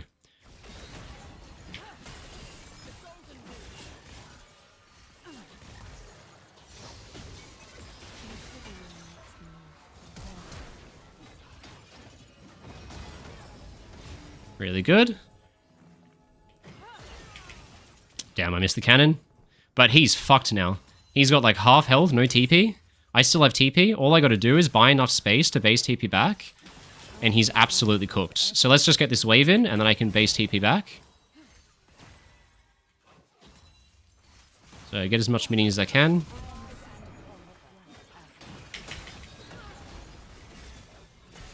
It's fine. You can have my clone, my friend. Diego's here being a nuisance. It is what it is. And honestly, he's going to try and match my recall here. So what I'm going to do... Oh, he didn't base. Okay, he mind gamed me. Well, he's making a mistake right now. This is the wave for level 6. And for some reason, he's not here on time. So if I stay here and hit it, I get level 6 first. And with level 6 first, can make something happen.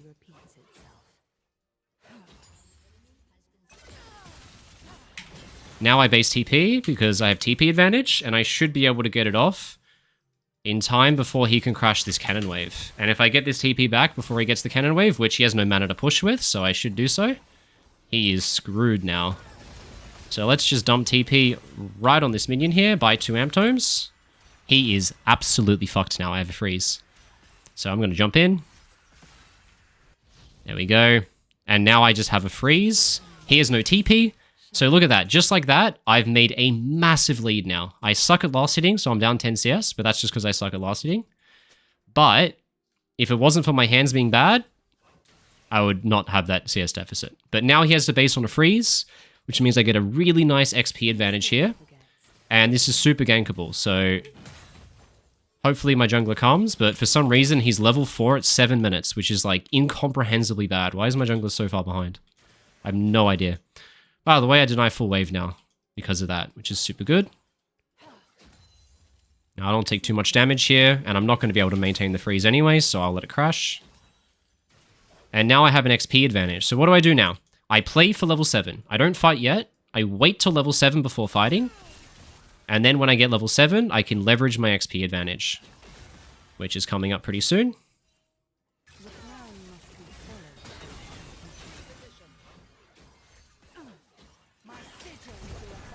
Oh, I missed that charm. Oh, and the fucking jungler's here. Every day of the week he's here. Every fucking day of the week he's here, and I miss micro because I don't know how to play LeBlanc. But, hey, I made a pretty good advantage with my brain, but my hands don't work. I don't know how to play LeBlanc. But, hey, pretty good advantage if it wasn't for that, and if I knew how to last hit. But hey, I'll get better. I'll get better at last hitting, boys. I'm a support jungle main. Alright, well I'm in a pretty shit spot now. I'm in a pretty shit spot, I won't lie. I won't lie. But at least my jungler gets some catch-up XP, so that's good for him, right? Alright, thanks jungler. Really enjoyed the gank. Not gonna lie. It's not an excuse, guys, but I'm definitely getting jungle gap this game. Because my jungler is level 5 at 8 minutes, and their jungler has been mid twice and is out-leveling him. So that's just wonderful, isn't it?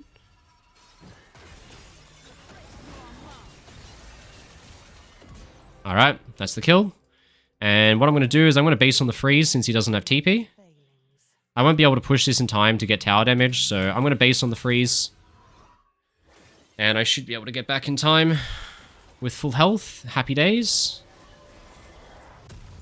And I should have bought a refillable a long time ago, but I never got a buy for it. I maybe should have trimmed this wave just a tad, because it's pushing a little bit too fast for me to get back in time perfectly, but either way, I'm up a wave, so that's good. And from here, I'm going to play a little bit less for my own lane and a little bit more for roam timers.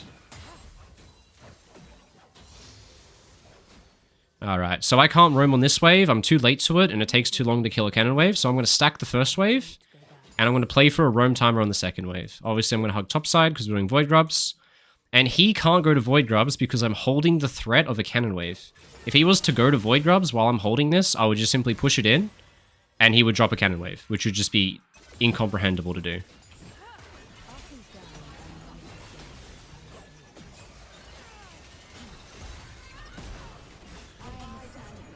Okay, he's really low on health.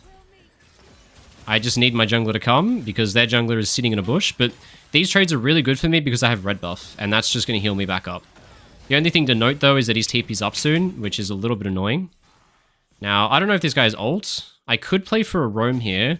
The only thing is, it's a 6-wave, so I'm not that worried about dropping some minions for this. We'll see. I don't know if he has ult or not.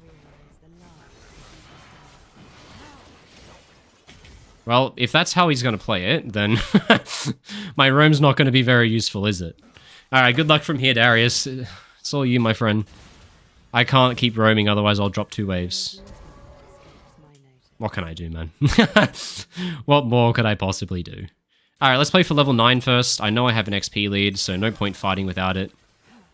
Especially since he's got a fresh... Oh, he's got a full item. Holy fuck, he's got a lot of gold. This is really awkward now. He's got a massive lead. Now, he should have no ult. And I just kind of need to survive till my TP. And once I do that, I should be able to TP back and be in a much better situation. There's some shenanigans going on in the river. And I'm dropping a cannon minion for this, but it's pretty much guaranteed kill, so I'll take it. It's a bit awkward. It's a bit awkward, boys. Wasn't much more I could do there. I wish I could do more, but I couldn't. Alright, it's done.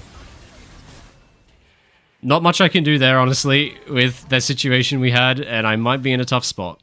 We'll see. Ah, fuck, man. Guys, we kind of cooked it. What was that about? Maybe I can just run away? Yeah, I should be fine. Alright, not ideal. I lost like a wave and a half there, which really sucks, but what can you do? Unique view of this world. Several hundred of them, in fact. And I should be able to get a free recall now. Bit of a pain, because I wanted to try and get something there, but it was kind of hard. And this guy's so fed now, because my fucking jungler donated him a kill. Is he chasing me? What? Why? I don't think that does anything. I don't think there's a purpose to doing that, but props to him. I was going to TP anyway. And we'll TP back. And we'll let this crash. Just back, because he's walking up. They do not know what I have endured.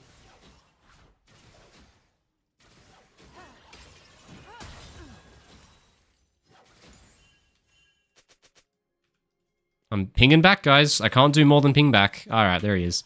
Well, he's got a full item and double buff, so I'm just going to try handshake waves with him. And then I'm going to roam. I'm going to drop that minion. It's going to take me too long to kill, and I'm going to roam down. Now, I don't know where Lulu's going. Alright, I don't care. I can't save this. This is already lost. I can't save this. I'm going to trade for a roam on bot. I don't know what the fuck that's about, but Lulu's already face checked, so we'll try trade it for something.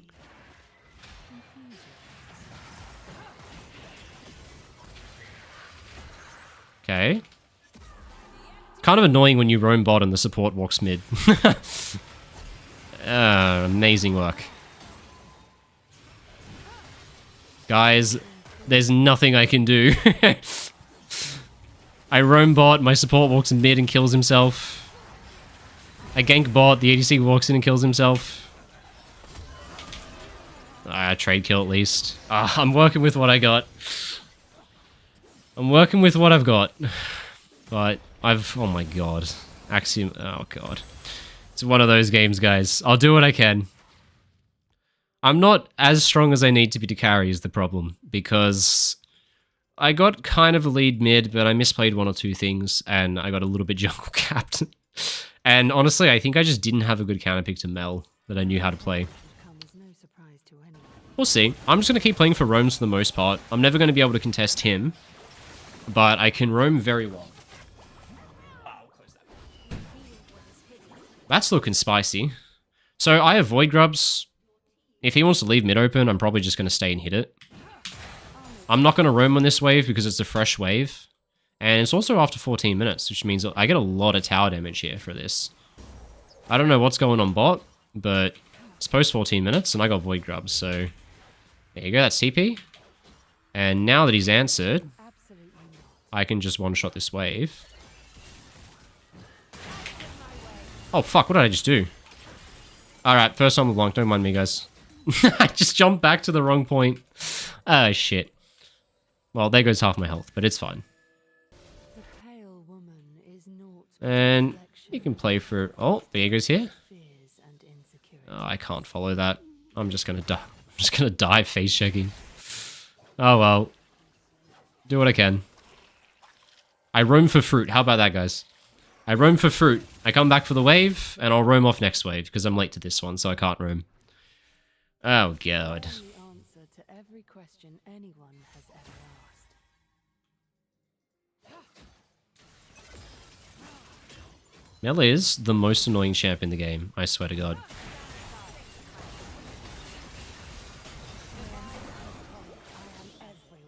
Okay. Holy fuck, how much damage does that champ do? Oh, okay. Alright, my Lula didn't know to shield me. I can't blame him, because I didn't know I would die to it. That's broken. Alright, this is one of those games that we cut from the YouTube video. We had some cool stuff early, but holy fuck, dude. I guess he has a lot of damage. He has a lot of damage. Alright, it's kind of getting to a point where I might want to go side lane, because it's getting to be a bit late. So my bot lane figured out to swap, which is good. I'll go side lane. I'll play for roams now, baby. Let's go. So what I've got to do is most of the enemy solo laners, the AD in the mid, are stronger than me, which means if I go to a group fight and they go to a group fight, they outperform me. So my role right now is to draw them away from the group and then fight once they've been drawn away with a numbers advantage. So this kind of fight, we're never going to win. This kind of fight fucking sucks. So I'm going to write this sequence off. This sequence, done. They're dead. It is what it is. There's nothing more I can do. So I'm going to start thinking already about what I can do for next sequence. So I'm going to hang out down here. And they're not coming down to kill me, so I can push another wave. Okay, there's a Tryndamere. Which means no one's answering top, so I just wait. And I'm not going to fold into mid unless I have a numbers advantage, because I'm not going to do well in grouped fights compared to them. So instead of folding in now, I'm just going to wait a second. This guy I can duel. This guy I don't have too bad of a matchup against. The only thing is there's a Viego in the area, so I kind of need to wait for him to fuck off. Eventually they'll back off and then I can play a bit. Okay.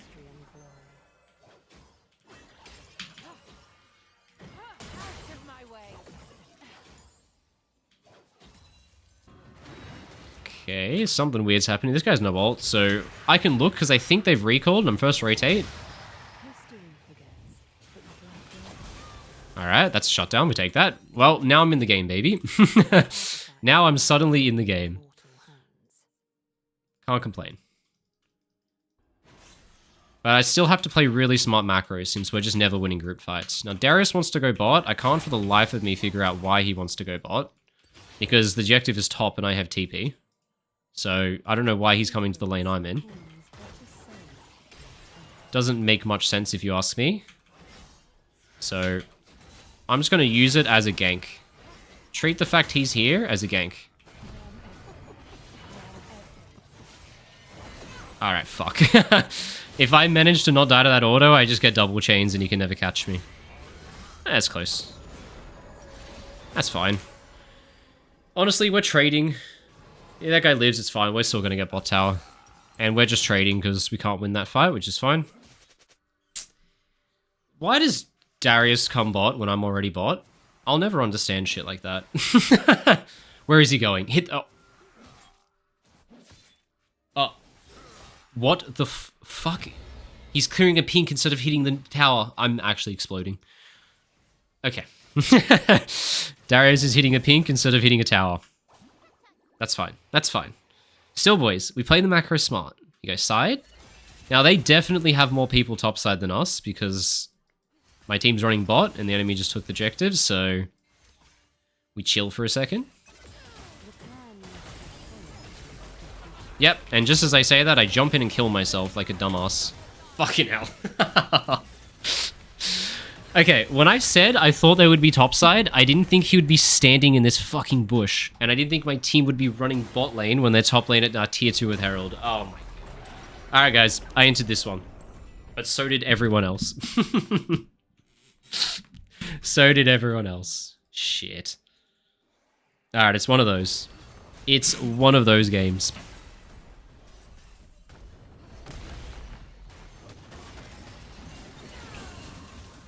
I think I'm going to ban Mel, because I don't know how the fuck to play against it.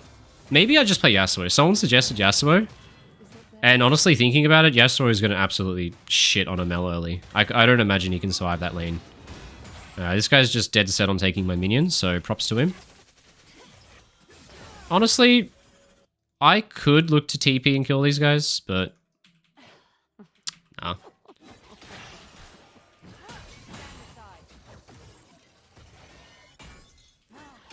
You guys can't tell? I have no idea what I'm doing, by the way, on the Blanc, but the brain works, the hands don't. So here we go. I push another wave. I'm first on map here. It's going to be one of the very few times I'm actually first on map, and I can actually push out a side wave, hopefully force a response, but if they're going to start Atacon, I'm going to have to dump TP instantly. I need a ward, though. This is a scary TP. I shouldn't have TP'd here, but I get away with it. It's fine.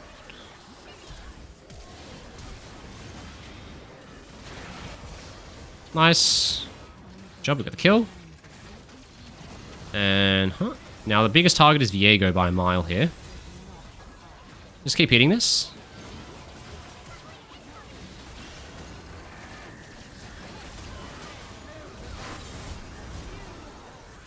Okay, I can't contribute to the fight without cooldowns, so I'm just going to push the wave so that we don't lose anything off the fight.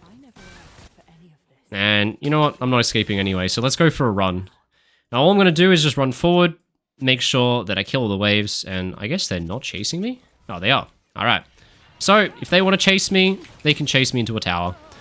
And because they killed their wave, they get nothing off the fight. So, not a bad result, eh? They got the Atacon, which sucks, but that was just a 50-50, so... what can you do?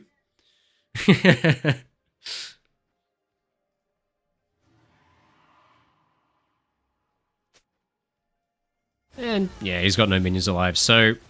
hey, loss mitigation. When you're losing like this, you just gotta drag the game out. The longer it goes, the better. The longer the game goes, the less value a gold lead has, and eventually there is no such thing as a gold lead, because you just have 6 items. So, we just gotta get waves pushed out and die on their side of the map, not ours. Which sounds kind of funny, but that is actually just the key to winning this game. Push waves, die on their side of the map. We're probably gonna die. There's not much you can do when you're losing. So just die far away from your towers, as much as you can.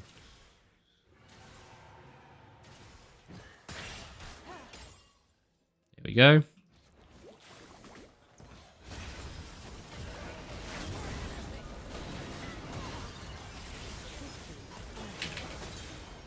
There we go, big. Every bad sequence is followed by a good sequence. I say that all the time, guys. We're gonna win this game. I fucking had no hands at the start of the game, but I always peak mid-game because I'm a macro player. That's what we'll say. So we get to play really hard for the following sequence. So while the clowns run around fighting, I'm just going to play for this objective bounty. I don't know what's going on in that jungle, but all I know is that I'm not going to make any gold if I go there. And I'm going to make more gold by just pushing bot lane. So I don't care about fighting unless I can get more gold from fighting than I can from pushing. So I'll push this as well. I also can kill next wave since they're not out yet. And after I kill next wave, I should be able to roam mid out of base because someone on the enemy team will be answering bot lane. So I'll pop a recall. Now, when do I have to come back bot lane? The enemy wave is not yet alive, so not until the wave gets to here. Oh, that's a long way, right? So, huge roam timer incoming. Absolutely huge roam timer incoming. So out of base, they have to send someone bot. There she is. I get to go mid. I have numbers advantage, and I can maybe look for a play if my teammates are alive. So here, in this fight, I'm going to get there first. Now, there's only a small window here before Mel comes to join. We'll see if we can get something done. But because Mel's not pushing bot, that tells me that she's folded up. And because she'd outperformed me, yep, I'm going to push outside to force someone to go side lane again. Oh, there's a Tryndamere. Okay, well, if they're entering both sides, contest this next mid wave. Contest the next mid wave, guys. They're showing on both side lanes. At the same time, they're showing on both side lanes. So look here. Really good look. We have no engage. Team, come on. Why do we have no engage? No one's doing anything. Alright. The game happens in turns, guys. Your side laners defend side lanes at the same time. They fold into mid at the same time. Their side laners are on side. Why are we not engaging mid? I'll never know for the life of me. But we missed our window. So we had a window there. They were answering both sides. I could fold into mid. For some reason, no one did anything. We missed our window. Now me and Darius have to go side. They can fold in and have numbers advantage, and now they have a window. So, you know, rough situation. And honestly, I don't know how the fuck I defend this now. This guy's just too fed.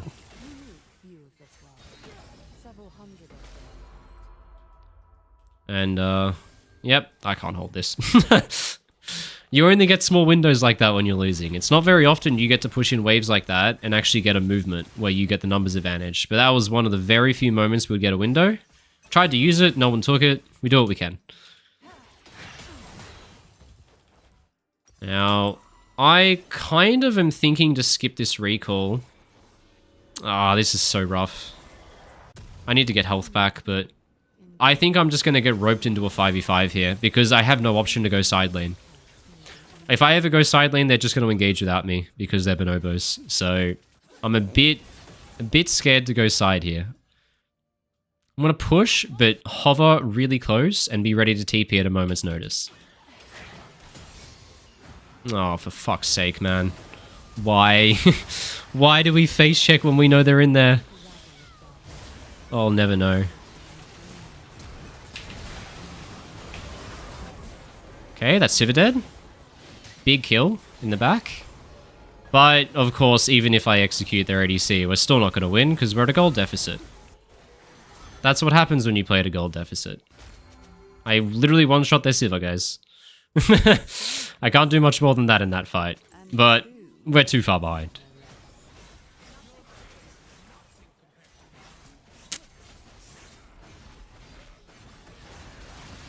Oh shit, how'd that hit me? You know, I honestly thought that mid would be my hardest role to climb with, because it's probably my worst. But we'll figure out the source, guys. I could take the easy route and just play fucking Karma mid, but I don't want to do that. I want to learn it. That's alright. This game will be a game that I win in a few weeks when I learn the role better. Well, I know the role, when I learn how to play it better. Because I created a really good situation in lane.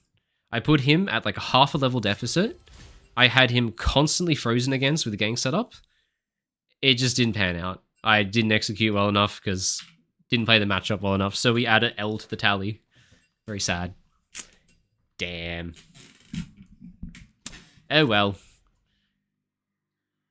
I did okay damage, but I'm not supposed to top damage as LeBlanc anyway. Oh well, I kind of entered that one, boys. I counterpicked myself. It turns out I did. In my mind, it was a good matchup. I played it. It was actually atrocious. We'll learn the matchups a bit better. I definitely don't know Mel matchups, because anytime it's a new champion, I don't know what I'm doing. New champs always break my mind. Alright.